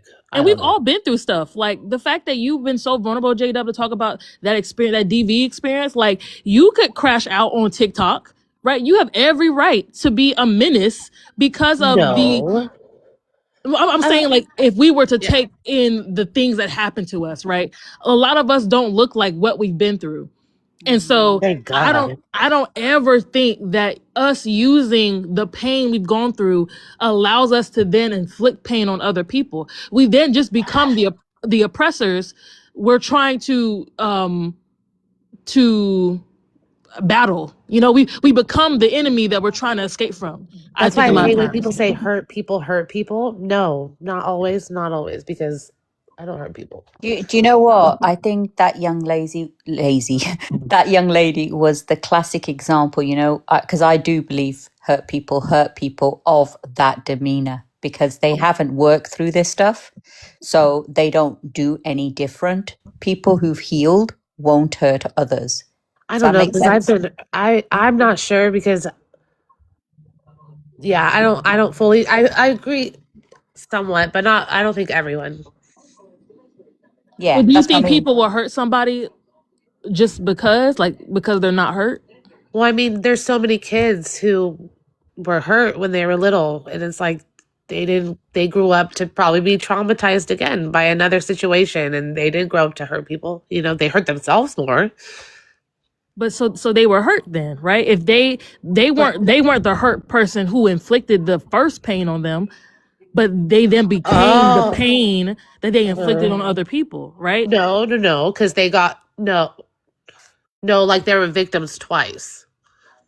If that makes sense. So, you know, JDub, just so you can understand, you know, you could have two children growing up in the same household, experiencing the same conflict, let's say, And two and different with two people. different Yeah, mindsets. So yeah, one will become the hurt person who hurts people, and the other one will choose never to do that because they understand how they felt. So again, what's different there is the perception that each child or goes with and what that meaning of that bad incident meant to them. So hurt people, I'm still going to go with it. Hurt people will hurt people, and some who heal or make a different decision won't.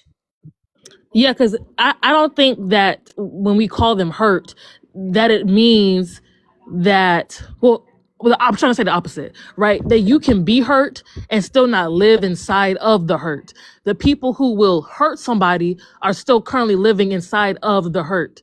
Yes. But we've all been through something at correct. some capacity. Some kind of injustice has happened to most of us, especially if we're going to be talking about women.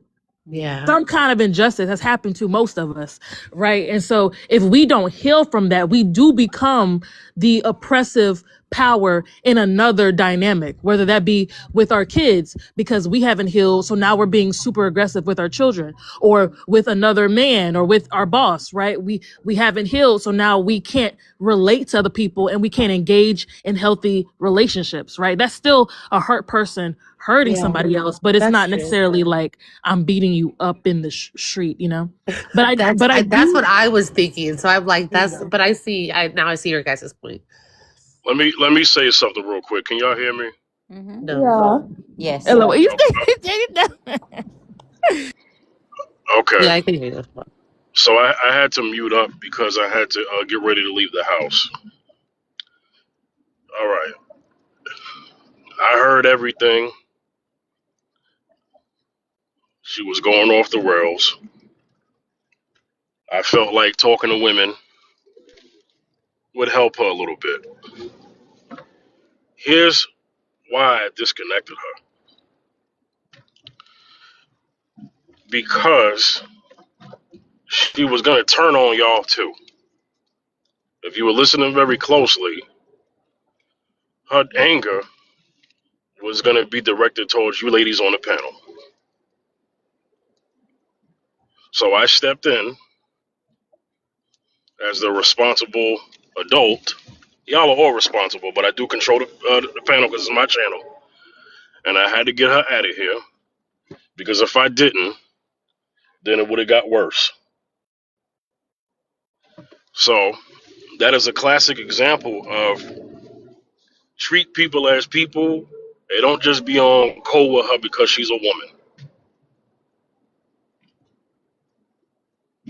Because if all of us were in person and she was yelling and carry on and screaming like that, I don't know what would have happened. I Yeah, appreciate go that. ahead. I did Mm, hear it like starting to turn on us.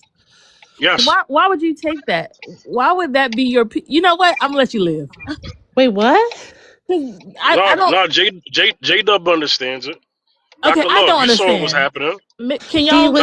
She was definitely coming at us the Well, last before. well, no, that's She not what was I'm talking going about. to. That's She not what was I talk. I going mean, to. Okay. we're all intelligent beings. We knew that she was turning on us, right? Yeah. What I'm talking about is how what Fitz said. This is an example of how you shouldn't just be on women's side, but Oh yeah. for no reason. Isn't that what you said, Fitz? Treat people as opposed to just being on code with a woman because she's a woman. Because that whole women thing didn't matter. As soon as y'all didn't join in on what she was saying, how she was saying it, then she said, y'all are up here saying these things, and see, that was her turning on you because at that point, she wasn't gonna be on no code with y'all. But The nobody, code, But yeah, no, we weren't being like, we weren't what's like, that called? Like yeah, girls kid code. gloves. Yeah, we weren't like sisterhood with her just because she was a girl. She was kind of freaking me out the whole time, not gonna lie. Yeah, we even told her to stop yelling. You know, Yeah, I was it like, wasn't calm like we down, let please. her ride. well, because she was the most extreme level of that. And let me tell you something. That is when you go too far off the deep end. But that line of thinking and teaching starts out and it doesn't come off like this. It comes off very light, kind of soft a little bit and non-threatening. Then it gets to this point where it becomes that. That's what I'm saying. Yeah, I But hear that. she wasn't wrong in what she was saying. It was just her delivery. Like, yes, the fouls are bad, Trolling. She was but definitely you Man. know what she trolling. was talking about with like Dr. us Love, not having.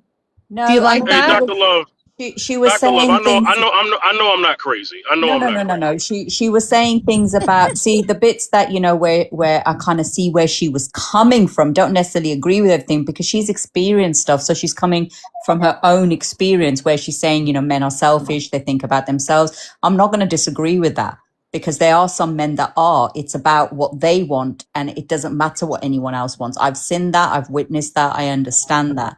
And sometimes I wish women would become that too, right? But we don't have to go so north or south that, where we're talking about self-respect. But for me, it's like, well, where's your self-respect when it comes to, well, I'll be with him until I find the next one and I'm just going to put myself around. Where's your Hate self-respect on for you? him. Where's your self-respect to go and get a job and work? Why do you feel so entitled in some Well, it's not ways, only that, but if you hate the patriarchy and you hate capitalism and you hate men in general, why are you putting yourself in the same house as them? That's why I think she was trolling.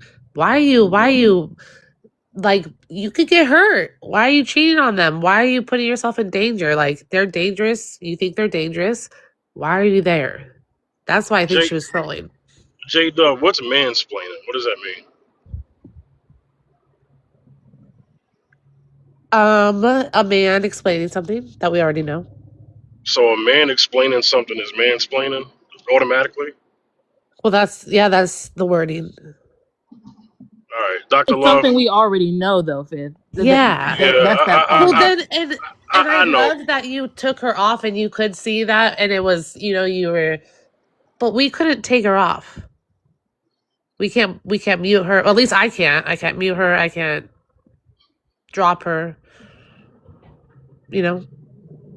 Well, no, I understand that, but it's just that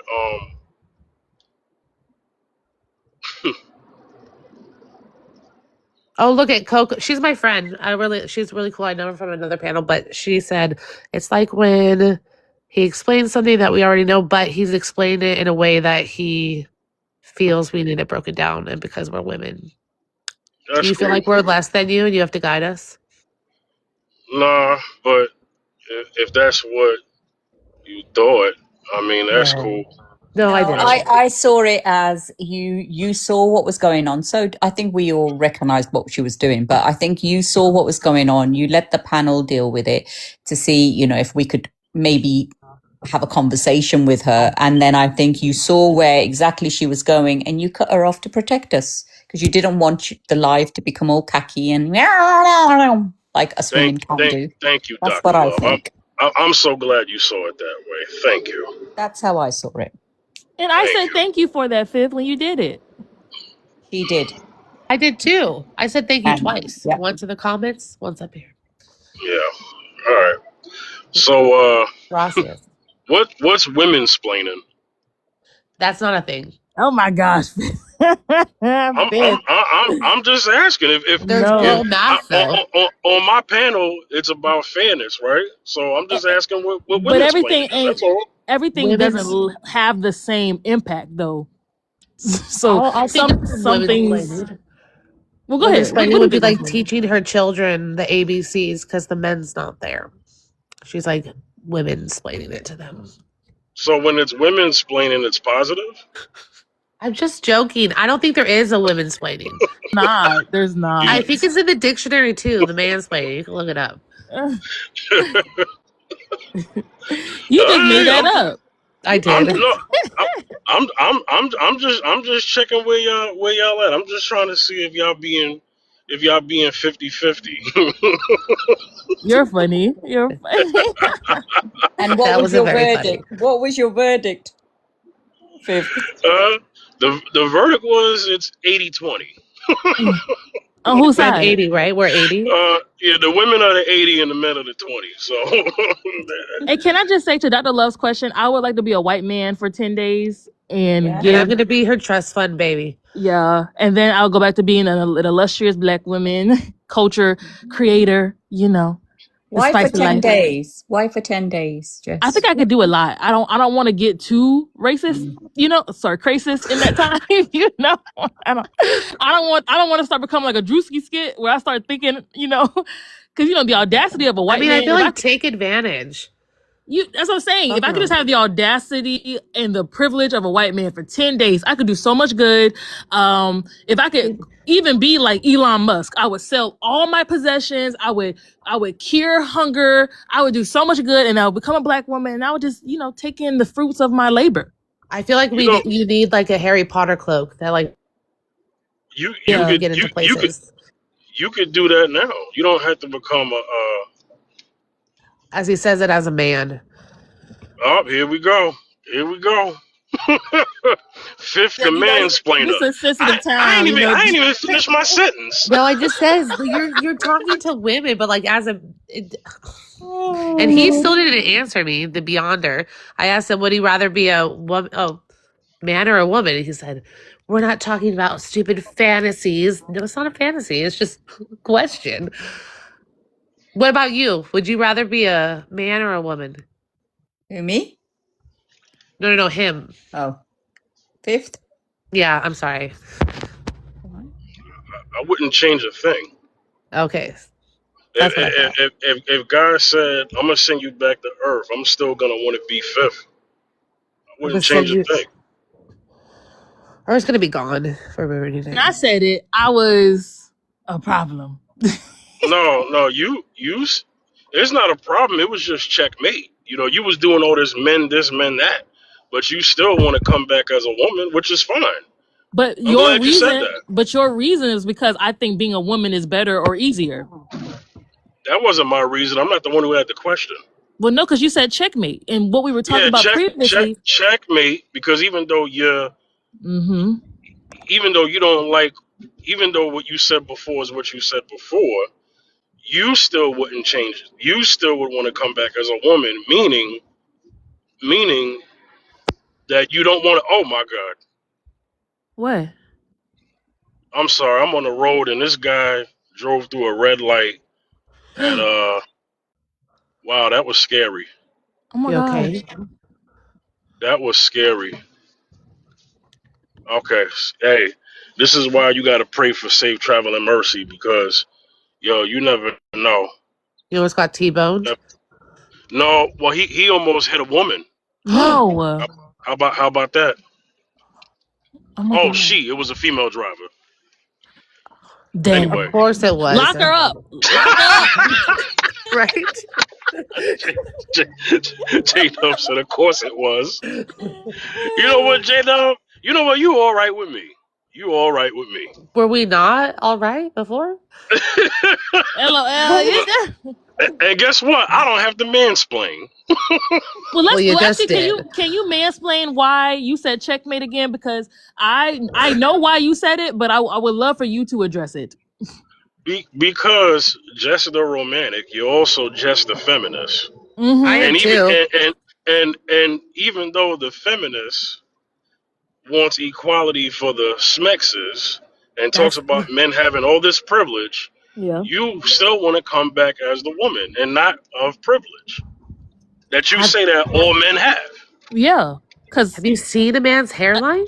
I mean, why would that be a problem that I wouldn't want to be a part of a privileged, oppressive class of people? That I would like what you said, I would want to come back as myself. There's no way I would. Wait, J Dub, what'd you say, J Dub? You said something about hairline. No, I did not. She did. Yes, she did. Sorry, sis, you did. But the fact that why were you saying like she's a feminist and she's talking about having equality? That's what feminism is. Equality. You must not know. Just like I know her at this point. We're twins. What are you talking about? She's hardcore. She's I know like, she should be. Like me, I'm a familist. Y'all are feminists, but I'm a familist, right? What does that mean? You just making up stuff. No, what is that? No, familists exist. Google it. And I'm gonna see your face. Yeah. Who started it? I'm a familist. It started in the 16th. It started in the 16th century by Christians. What kind of Christians? But go ahead. So Beyonda says, I don't think they like men fifth. Oh, See, this is why I need this brother on the panel. they've been hanging out with KJ too much. They've been hanging out with KJ too much. And you know, Beyonda predicted that's it's a real word. That Jess and Dr. Love would be on this panel today. Aw, really? Well, they're on pretty much every panel. Well, Right? Jess, yeah, exactly. But he was like, yeah, we need the both of them on this topic. I bet you. And then he's not even up here. Oh, so I y'all bet you can he's blame real us. surprised I'm here. He's staying in the comments. But I don't think they like men. Why do people always say that? Exactly. That's And what really, that's what I Fitz don't said. like men. I love men. That's Sometimes what I Fitz don't said. like Checkmate. them. He's making it seem like, oh, well, the male privilege I talk about doesn't exist because I still want to come back as a woman. That's not what that means. Also, you know what the male privilege I is? believe if a nice, smart young man who earned a good whack of money came up to Jess, swept her off her feet, right, and He's showed her fine he already. could lead the line and he was running things and his energy was good, my girl would be like cuckoo-eyed. What does that mean? I think Oh, she's that's too boring easy. that. You'd be proper invested if he could do all those things. But what I hear from you is you're not prepared to settle. And, you know, if he's not bringing his A game and he's not bringing the things that you value, you're not going anywhere. And I think that's her prerogative. It's no different to a man saying, I want a woman who's a size 10 or a 12 and, you know, has long black hair or whatever. I think it's a preference, or her body count is 0. She'd literally come out. You know, I don't see it any different. Right? But Dr. Love, what I like is not a preference. It's my value system. And Yeah, I hear that. the man doesn't have to make a ton of money. Like that would be the least of my worries is him being a 100,000-aire. You know, I care about a man knowing what it means to actually be a Christ-led man, to be pure in nature and in spirit, to be a leader, which is being the example, right? Not just making people do stuff because you're the man, but also leading them by example. So if I can find a man who does that and who also don't want no kids, I'm chill. But I'm still How about if he got 50K? That's fine. Is that like his play money or is that like his fortune? No, he makes 50K. The average earner, he makes 50 to 55K a year. Do we have any kids?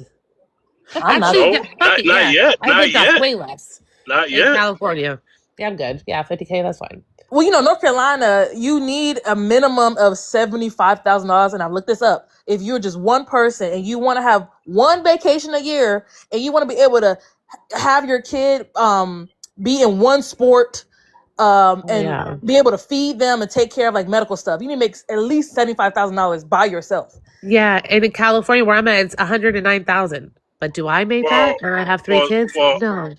California is just an extreme, Hers is 75,000. It's not case. much less. Yeah, California is an extreme case. New York is an extreme case. Me being from New York, Extreme those case. You act those like are it's like a extreme. medical Those are disease. extreme cases. It's not a When we're medical talking, Millions of people live there. but when we're talking about, yeah, and their lifestyles are what they are. When we're talking about the average earner, they're counting everybody in totality. So we know that 50K not gonna work in New York. I know that because I was because I had to get up out of there. Okay, my 50K in New York didn't do nothing. You know what I'm saying? I still lived at home. You know what I mean? I couldn't have my own apartment. That's smart though. Well, I didn't have a choice. Whether it's being smart or not, I didn't have a choice. Either that or this. 50K in New York City, regardless of what borough, Staten Island, Brooklyn, Queens, Manhattan, Bronx, is not going to work. 50K does nothing there. Yeah. To be on your own. Yeah. If you're gonna have 50K, you're gonna be living at home with a couple of people. That's what's gonna happen. You know what I'm saying? You're gonna be living with your parents. You're gonna be living with roommates. So we know 50K don't do nothing there. So You know what, right. Fifth? I think we just sometimes have to take a minute and just count our blessings. You know, we are in such, all of us, I think, are in a very secure place in the sense where we have a roof, we have clothes, we have food, and maybe we can do the one-off, two-off things that kind of, peace. It depends how you value peace. And I know some people value money more than other things. I think it just depends on what you as a person value, and having gratitude for what you do have. And you know what? I am in my real life, absolutely. And this is why I brought up the term. This is why I'm a familist. Because as a familist, we definitely count our blessings and we definitely love the family dynamics. You understand? That can help every last person. And not just the one person. We're not about that soloism and individualism like the other thing is. You know what I'm saying? This is why I take pride in being a familist.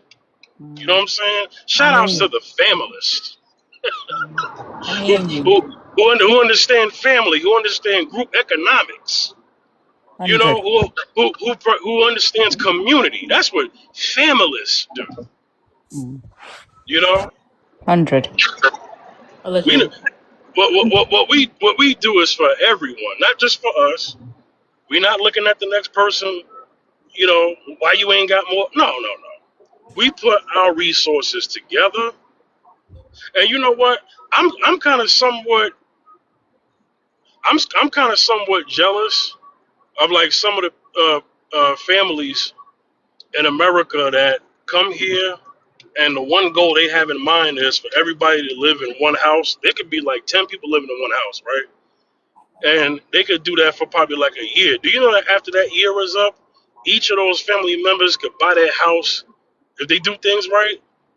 1 to 2 years, they could go out and buy their own house, start their own business, because they all came together, the men and the women, and they grouped up, put their resources together.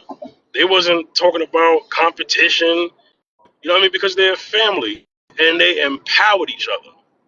I wish that was something that was more practiced here. Yeah, You know what I'm saying? I think coming. That's familism. Yeah, I think coming from a community where we do this, because I think in the UK, if you look at the Asian families, you got a couple of the kids with their wives living in the same house. They buy 2 houses together, make it into one house, and they all live in the same house, and they save their money. Some will branch out and go and buy their own houses when they can afford the deposits, and some don't. Some will continue living in the same house with their brother and his wife and their kids and so forth. That is kind of like the norm here for a lot of Asian people. We live in our families, and because I think, we come from nothing financially. So I think we value what we have, and I think our roots are so deeply rooted in family, which can have its pros and its cons.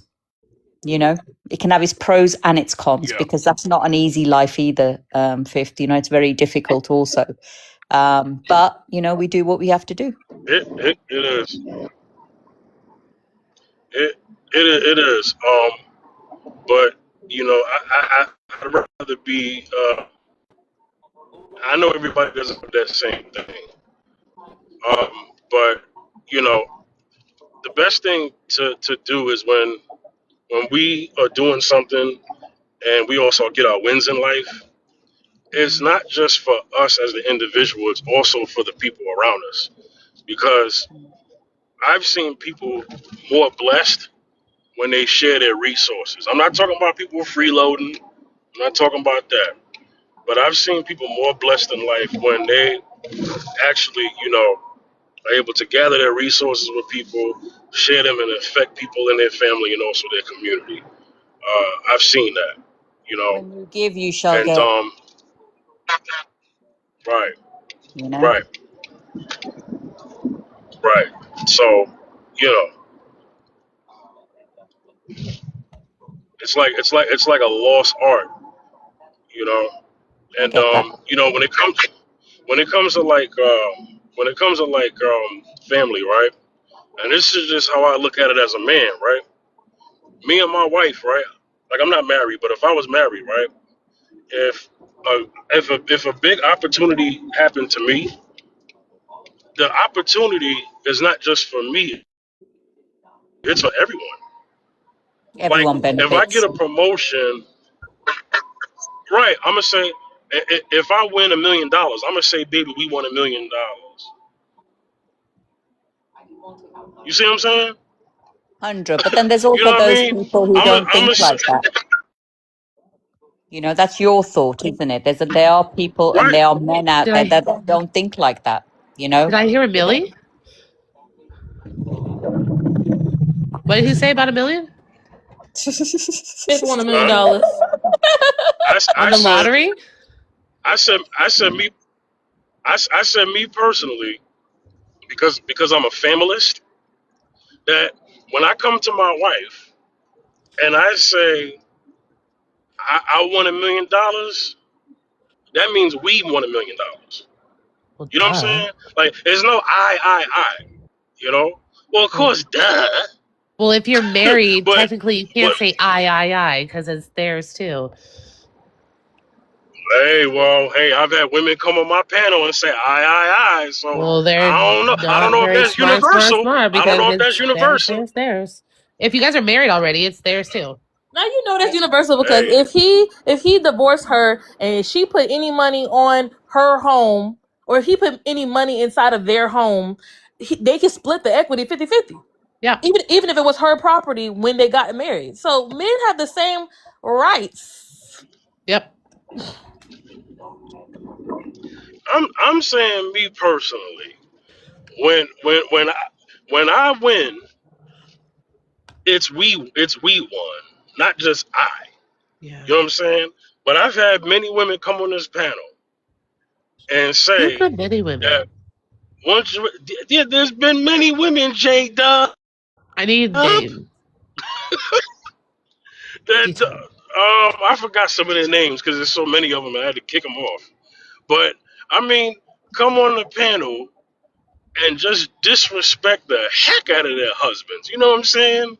Talking about, yeah, I make more than him. And I'm like, well, wait a minute. Don't y'all share your money? Nah, it's my money. I got a raise. We ain't get no raise. So it's like, man, just cold. It's a cold world out there. I tell you, it's a cold world. Where Yeah. is the love, J Dub? Where is the love, J Dub? Well, it's Well, I mean, interesting because that last live I came off, right? Listening to that panel, it kind of made me think, man, stay single. Because the Yeah, stories yeah. that the I men, agree. I swear to God, Vic, that it wasn't just women, it was the men speaking and how they think. Not all men, but on that panel, there was about 7, 8, right? And the way the men were speaking, the ideas they had about women, and it was very much what Dream was saying, and that's why I was a little bit like, wow, this is the kind of woman they're talking about. But I don't relate with her. I don't agree with her on some of the things that she was saying. So it's not all women are like that, but there this set of group of men that were talking, and they weren't being disrespectful, they were just giving their own opinion, right? We were having a conversation, were very clear about, they can't be in a monogamous relationship, they don't want to be, and the women are. It was just really, really interesting, and I swear to God, I left thinking, damn, forget that. If And this then is you how want men are to? thinking. I was on a Well, see, panel.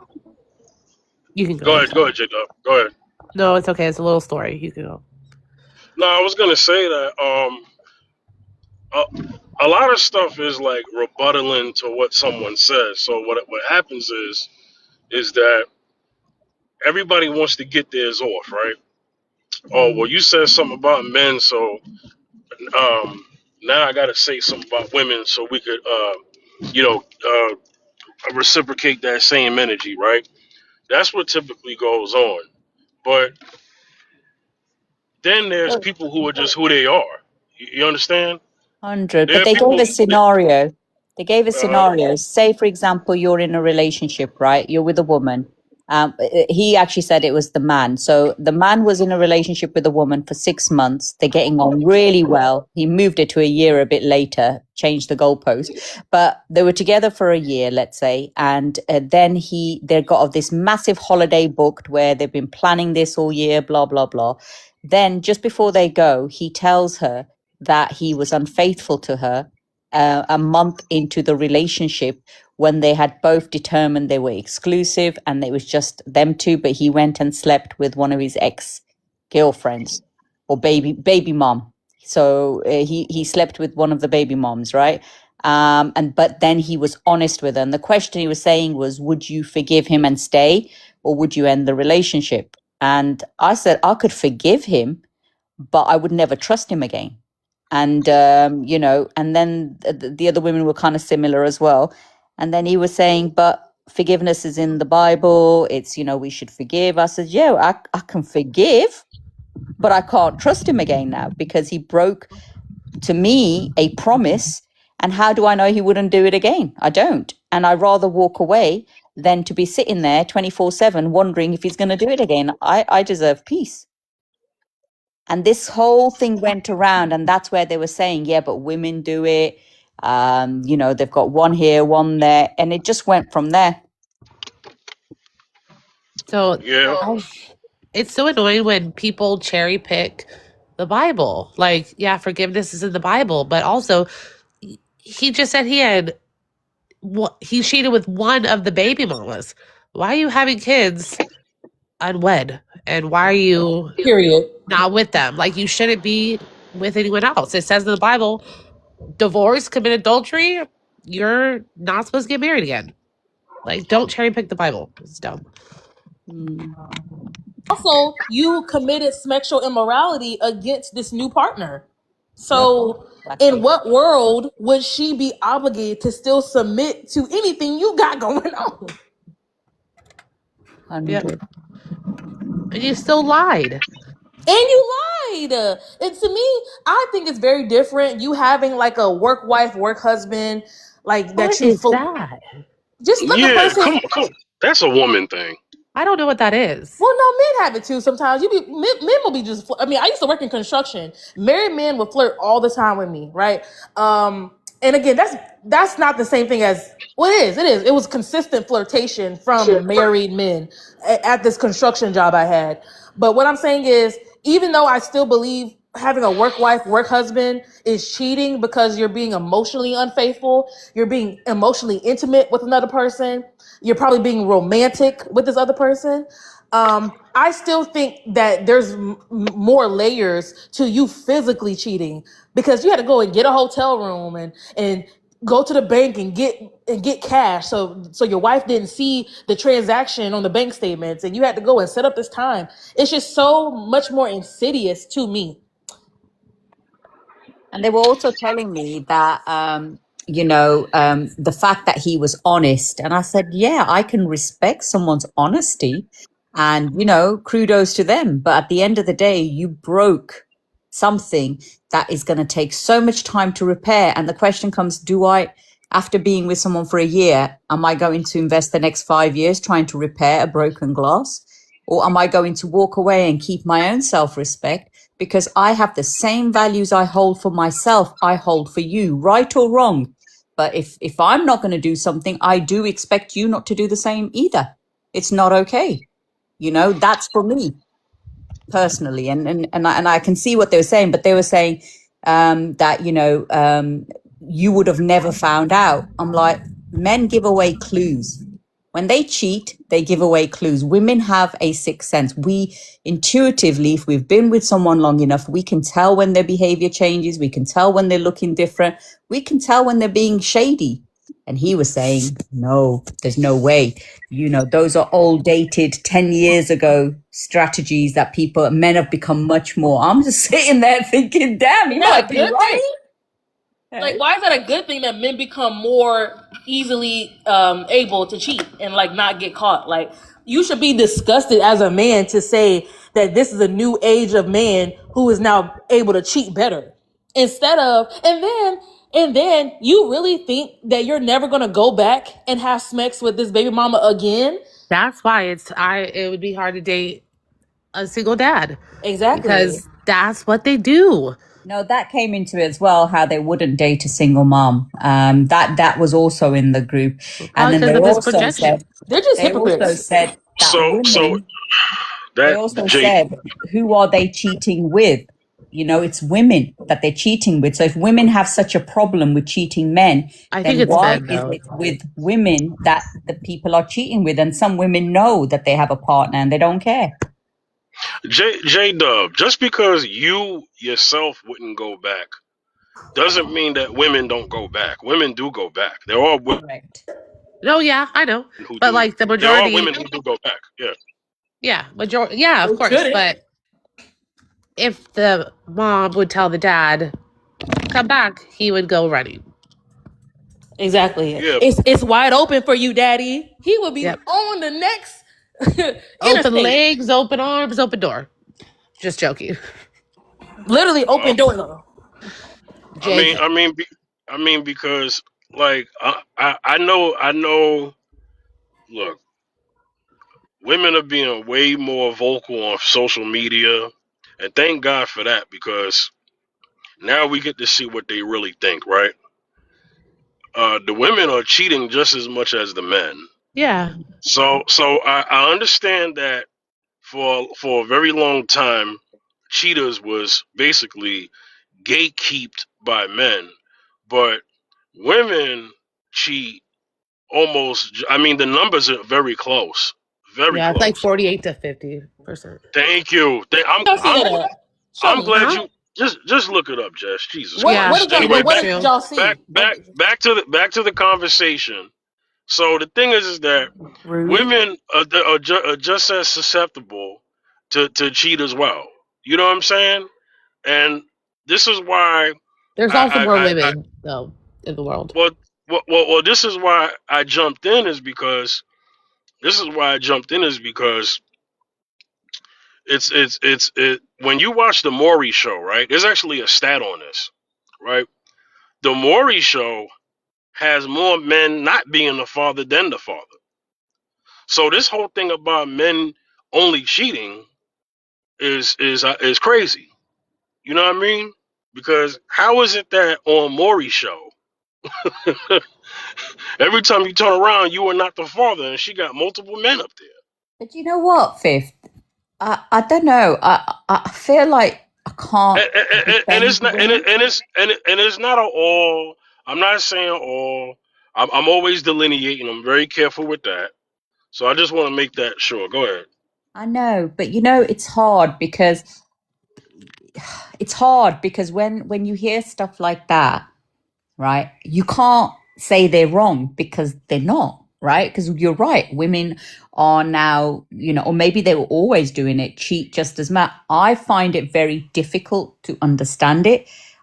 Because I know that women are emotional, and you know, the only time a woman will really step out is when she has no interest left in someone. She's emotionally left, and there are some women who can do it without that scenario as well because they're already detached. But on a scope, I didn't realize how similar the numbers were in women and men both cheating. And it's like it just makes me feel, because I believe in love. I do believe in love, and I believe there are good men and I believe there are good women out there.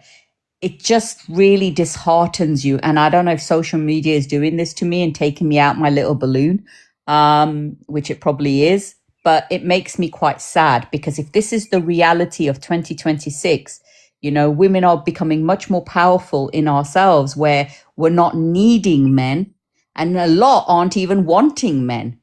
Right. And vice versa, maybe is the true for men too. I can't speak because I'm not a man. I don't know how a man thinks about it in this generation, or whether he's always accepted the fact that there will be multiple women because they can't be monogamous, or they don't choose to be monogamous. You know? You guys want to hear a panel that I was on? Oh God. Listen to this. It was men too, 2 men, but then it was a panel, right? And it was a picture of a girl. She was taking a selfie, or like a mirror selfie, and she had like a club outfit on. It was like a romper, but like short romper. And it said, "Women who entice men are predators." And I'm like, what the hell? And so they explained it more, and they were saying that if women post any pic, but especially pics like these, online, like on TikTok or Instagram or whatever, she is being a predator because she's posted, she knows guys are gonna come and look and like it, but she only wants her type to like it or approach her. And then when those guys that she doesn't like reaches out or approaches her or whatever, she rejects them. And that's why she's a predator. Literally.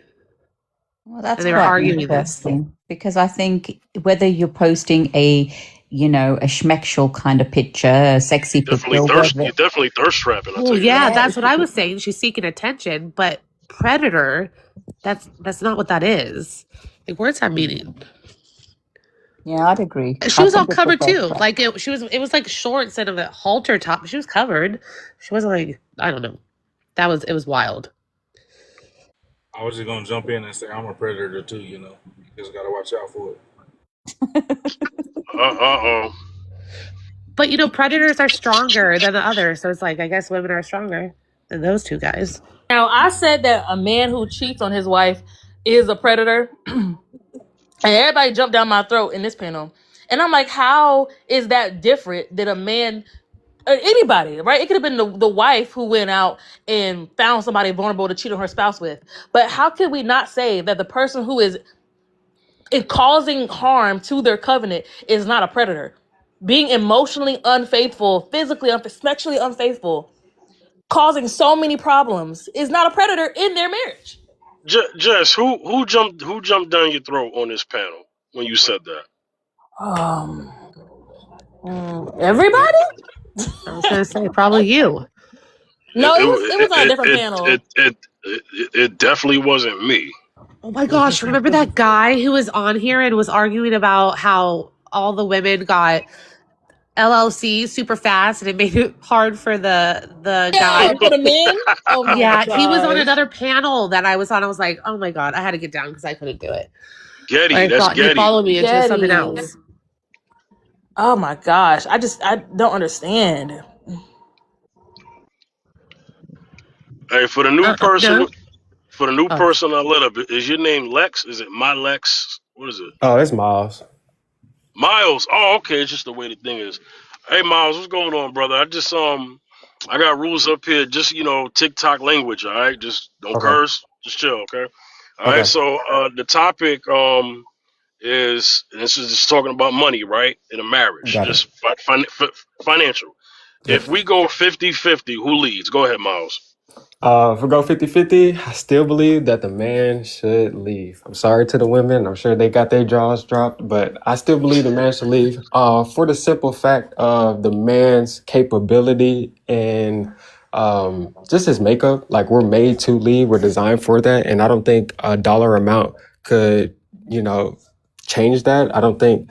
And then depending on how you feel, I don't know if there's any Christians in here, but like, if you are, I still believe that God intended the man to lead in a relationship regardless of the finances. Now, I do believe that, it'd probably be a good idea for a guy to, be able to take on most of the financial responsibility. But with today's climate, today's environment in the United States, it's pretty much hard to kind of take on the full responsibility, of, finances. So in my opinion, I still believe that the man should be able to lead. I don't think leading is overtaking your woman. I don't think that's drowning out her voice. I don't think that she doesn't have a say so. So just want to kind of clear the air on that. But I do believe that in the end, when it comes down to decision makings, we are made up in a way to be able to compartmentalize, different things in a way that a woman is. So in my opinion, I think a man still leads, even if they're splitting the bills 50-50. You know that that's not biological, right? We're socially conditioned to think that way, men and women. Just Press saying. keys. Yes. Yeah. New to my panel. Just TikTok friendly language. All right. Don't curse up here. Okay. The 100%. topic. Yeah. The topic. If we go 50-50, who leads? This is about finances in a marriage, like paying Yeah, bills yeah, and stuff. Yeah. Go yeah, ahead. 100%. I definitely feel like it, you know, by instinct, I want to go with the man, right? But at the same time, like, I've seen situations and relationships where the woman has the stronger head on her shoulders. And sometimes it's not bad whenever the man has to follow the woman's lead about where the thought process goes. He just has to be the muscle to make it happen, but in that instance, I feel like it depends on the dynamic of it. But for me personally, I want to be the lead as a man. So I'll look for a woman, even if we're going 50-50, she doesn't mind me taking the lead because I feel pretty confident, my head on my shoulders, where my thought process is at. If she has something to say, I'll listen out to her. There's always that communication as well. But I see it going both ways. It depends on the relationship though. Like, I've seen it happen where the woman knows what to say, she knows how to conduct herself, and she's perfectly able to like guide the man, where he wants to be, and he just doesn't have that on himself. Nothing against the man, like sometimes, come up and how they been brought up, but that is my 2 cents. Like, I've seen it happen before though, both ways. And do you know what? I just want to say I agree with him because, I've been in a situation where it had nothing to do with finances, but the man just led. He just had this energy about him, and he just, and I just didn't even question it. And that was when it showed me that absolutely, it's not about money. It's about what he brings other than money, the leadership. If it's in him and that's how he is, he will lead with that. And I believe that, you will trust in that and you follow that and you don't question his decisions. You don't question his authority because he's making really good decisions and choices for not just him, but for his family. And that's where I feel he feels most powerful. And if he not powerful's the wrong word. He feels most, he feels wanted, he feels needed, he feels like he's achieving. And that's when he's in his element. And if he's in his element, you're in your element. Dr. Love, I think there are times where women haven't experienced a leader. They never seen a man with good quality leadership skills. So they don't really expect it. So they're more glass half empty than they are glass half full about that thing. So what happens is that you get a different opinion from women who have that example already, experienced that example or seen that example from women who haven't had or experienced or seen that example. And so they're going to have different points of view from that conversation. I've had women who I personally talked to, married, and they tell you they don't look at it as like, some bad thing. They look at it as they love their husband, they trust their husband, and even when he's failed at something, instead of talking down to him when he fails, she speaks life back into him. And then the next decision he makes turns out okay. You know what I'm saying? Because being a leader doesn't mean that you're going to fail, that you're not going to fail. You're going there's going to be a failure. It's what happens within that failure that happens right after that. You know what I'm saying? And as far as the money thing, I know a situation where the husband where the wife makes more money than the husband, but let me tell you why she does. Because when they got married, when they got married, right? She made less money than him, but he worked, right? But it allowed her to go back to school, to go and get the degree that she wanted. And as soon as she got that degree that she wanted, she got the career of her career. And she said that when they got married, that if it wasn't for him taking on that load of being that husband and allowing her to take a part-time job or even sometimes quit her job so that she can go back to school and get what she want, you know what she did? When she got that career of hers, she put money back into her husband, and her husband was able to leave his job and start his dream business. Oh my gosh. Family. Love to hear it. Family. So he quit a steady job to chase Jesus a dream. Christ. That's not even remotely what I just said. You said I that he said put her through school. She got a really good job, put money back into him so he could start his business, and he quit his job. yes, she gave him money and said, baby, you've done the right thing by me as a husband, and you've put me in a position where I could pursue my career. So what I'm going to do is the money that I've made off of this career that you've helped me get, I am now going to pour it back into you so that you could have the career that you want. It's reciprocation. I love it. That's How teamwork. there's nothing negative there. I don't Teamwork. Teamwork.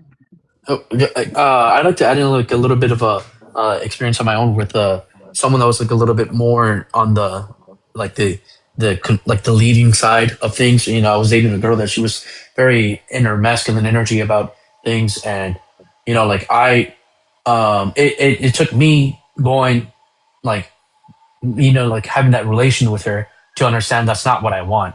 You know, like like she was headstrong, like, oh, we should do this, we should do that, and like anytime you try to question it, she was just cut me off and go ahead and like that didn't let me speak my mind, and I was like, you know what? It's like this is not what I want. Like it took that experience to understand that, and I feel like a lot of people have to like go through those trials and tribulations where it's like it's not a bad thing to like get into I mean, of course, choose your relationships wisely, but it's not necessarily bad if it doesn't end well. Like if you guys don't end up together all the way through. It's just experiences like that.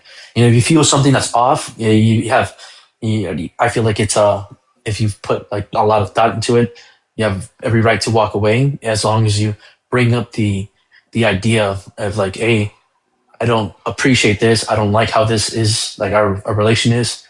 Is there any way you can conform, or is there any way me and you can meet in the middle here? And there's nothing there, then like that's the way I see it. But Press, why did you equate her being aggressive and not a good active listener with her being masculine?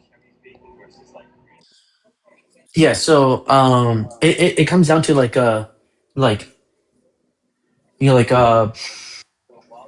okay, so at the time, right?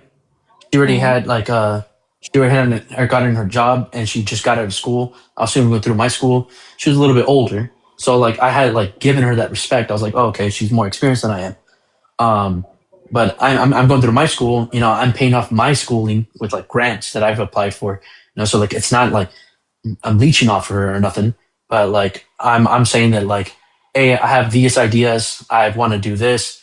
Like my career path of what I wanted to do. And she was just like, no, I'd rather just do this. And you don't have to work. You know, like you don't have to like. It's just like differences.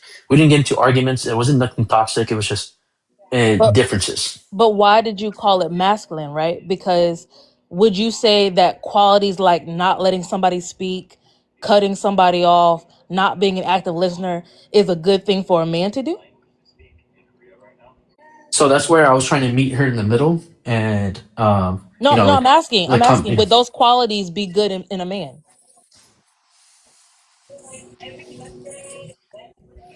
Okay, what qualities? I'm sorry. Okay, go ahead and go over those real quick. The The qualities you qualities. said she had, the not letting you speak, the not being an active listener, always cutting you off and tearing you down, basically. What would those qualities be good in a man? Well, no, I don't. And I So don't think that. I was about to say I don't think those are qualities of a good leader, though, as well. right. So why do we consider that masculine in women instead of just a bad character trait? Okay. Now I'm hearing you. I'm hearing you now. That's a good point. That is a very good point. And I guess like okay, so I'll rebuttal with this, right? Mm-hmm. Whenever women say like, oh, you know, I don't feel safe, you know, like, or this and that, or whenever there's discussion about like the the the fear, or not the fear, like the scary things about like what men can do, like whenever a men get into altercations, you know what I mean, with each other, Mm-hmm. we both know that like what we're capable of, you know, like you know, like you come to that realization, and there's aggressive traits, you know, like there's those aggressive traits where it's like, you know, like especially when it comes to kings and conquerors, like I want more for myself, you know, like it's that, you know, there is that masculine, you know, Have you trait seen women about it. fight? I have, yes, I have. Would you consider that also aggressive when they're pulling out each other's weaves? Yes, I do. Yeah. Hey, So let why? me So let me cut in real quick. I'm sorry because I don't have a lot of Yeah. time mhm. because I got to go to work. Grown folk, are you there? Yes, sir. How you doing, brother? I got a topic here. I hate to cut them talking, but it's only because I got to wrap this up. I got a topic here. And this is about financial and relationships, right? If we go 50-50, who leads? What do you think? No one in Hmm. modern times, no one would actually be the leader because there's equal responsibility and both parties are absorbing the consequences of unpaid bills and household labor. And I think where the leadership would come in at in a purely equal relationship would be to the person's strengths. Like if she was better with finances and investing and I wasn't, then clearly I would yield there. Or if I was better at planning and organizing, I would lead there. That's kind of how I would see that. Okay. Um, do women? Let's do this. Majority versus minority. Women wanting to go 50-50. Is that majority of women or minority of women? It's a minority. It's a Say there's a minority. majority because most women are doing it. I don't see that in real Want life. I want don't to see though. any women in real life anywhere. I'm in What 13 about fake different. life?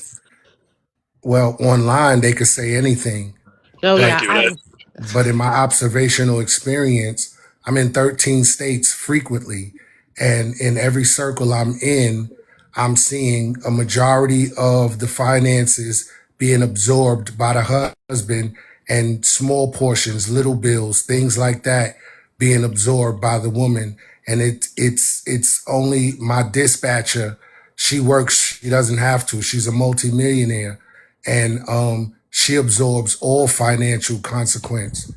And her husband has a job, but he works because he wants to. She's just that type of woman. He doesn't have to, but he does. And she absorbs all of the financial responsibility because she can. How? What are the little bills that you say your group of people? Cable, cell phone, Utilities. water bill, internet, things like that. You know, Because I the mean that all guys use adds up. But how much is mortgage around there? I'm the serious on that. guys usually absorbing the car note, the insurance, the rent, or the Okay. mortgage. Mortgage, rent, yeah. How do Yeah, I how do didn't we think about know any of that that. that what he's paying is more? And are these the people that you're working with in these states? Because Yeah, you say these you're a is dispatch. there's multiple different states, multiple different friend Is the groups, guy telling you and that? no, it's consistent across the board because I ask. Are you asking Because I both of them? actually want to know. I actually want to know because I've been frequently coming online for the last 7 months consistently every day. And the things that I'm hearing come out of people's mouths, I wanted to know, like, where is this coming from? Is this just something online? Because my first profession is a writer, and I tend to write purely about behavior and relationships. And once I started hearing the things that was said online, I started matching that up with real time. I did my own market research, and what I found is that in real life relationships, it's compromise. Whoever can absorb the bulk of the bill does, and usually there's no guy that I met, whether friendship or associate, that they have a good woman and the woman is willing to, but they won't allow them to. So they will absorb financially the larger part of the family's finances and let the woman do whichever one she wants to. But are So you asking Grownfolk, the are you? wives too? But hold on. I think that something you just said is our I guess our point. You said that the woman wants to, but the man won't allow her to. He will still take the bulk of the bills. Yes, in a few of the relationships that I asked questions to, the woman was quite frank about her independence and wanting to be seen as an equal. And if that meant she had to pay her fair share, she was willing to do it.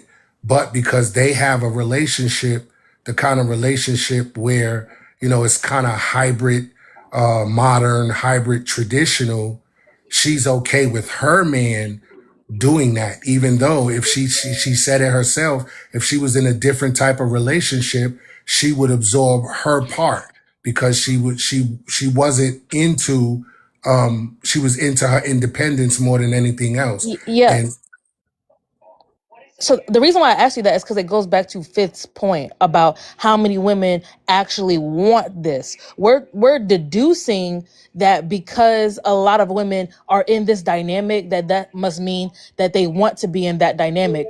But what just broke that all up for me, because when you said that, you were like, in 13 different states, the dynamic I see is the man is taking the bulk of the financial burden.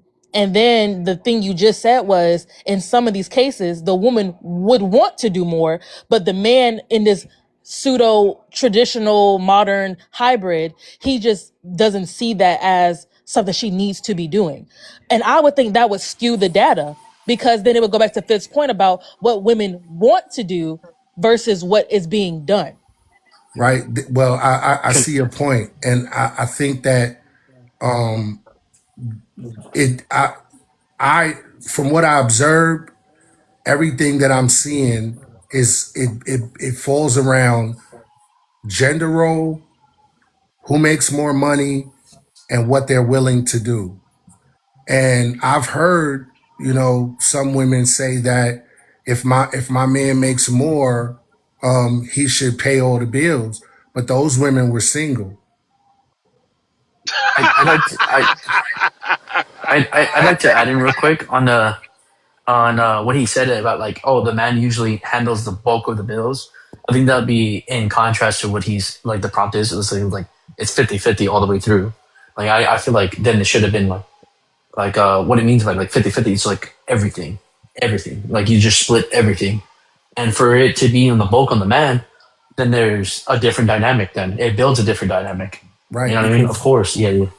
the few that were like trying to go hard down in the paint with making sure everything was split down the middle, I think it had more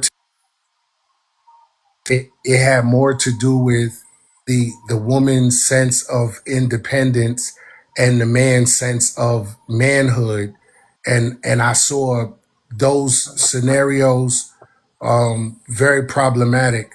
So I kind of excluded them because the success of the relationship, the outcome is what I'm looking for. And consistently, I find that compromise relationships where the two people can compromise, I think those relationships were far more healthy. And in some instances, they kind of affected the people around them because I was quite shocked. Some of the dudes didn't have no problem with their wives having access to finances. And I wanted to know why. And at the core of it, it was we have a very good relationship. We compromise and I trust her. She doesn't overstep her bounds. And I didn't think listening to the stuff that happens on TikTok, I didn't think that type of stuff was real, but I've seen it for myself. And it is 50-50 in real time. It's not 50-50. It's 60-40, 70-30. You know, it's kind of like that. And it's all around compromise. It's not you the man, you do this, and I'm the woman, I do that. They cook together, they clean house together, they do it all. So 50-50. All right, do I gotta go. Let me get everybody's final thoughts, okay? Can it be my final thought? Yeah, go ahead, Jay. Yeah.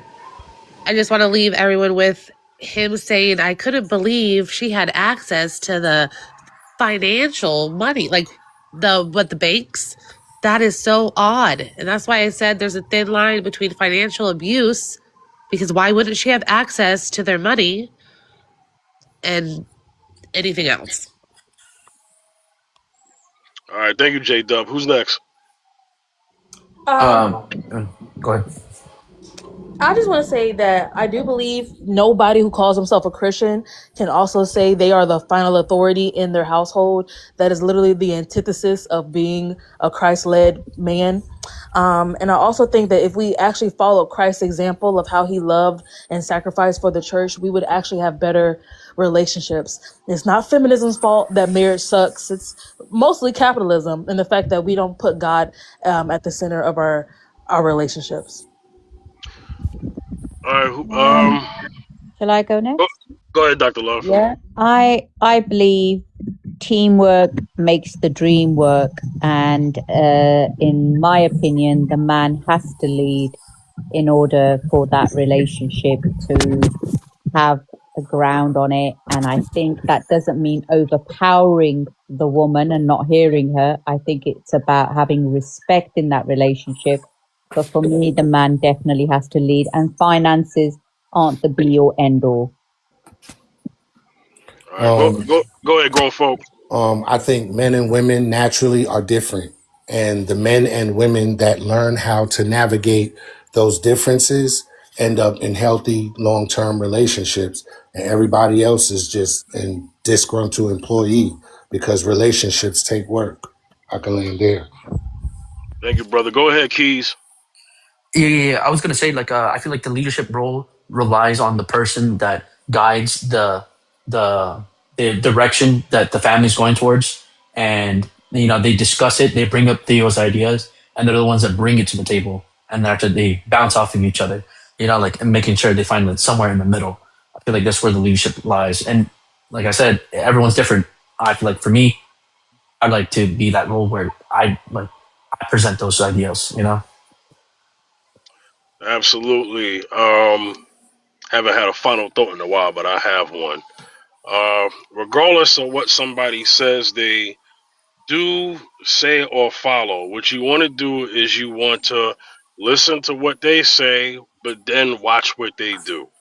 The Bible says, by their fruit ye shall know them. So these are the things that people need to understand when they're vetting. A lot of things sound good, words sound good, everything sounds good with your ears, but you definitely need to see if someone is lining up and matching up with the things that they proclaim, say, and know, and teach. You know, so they definitely have to practice what they preach. Absolutely. All right, I'll see everyone on TikTok Thursday. For those who follow me on my Thursday, every Thursday, 1 p.m. Eastern Time, 12 Central. For those who also follow me on other things, Fifth at Night on YouTube, the YouTube show, every Monday, 8 p.m. Eastern Time, 7 Central. All right. All of y'all have a good weekend, okay? Take You care. too, man. Stay Hey, blessed. good talk, guys. Good No talk. Great problem. talk. Thank you. Thank you. You have a good weekend. All right.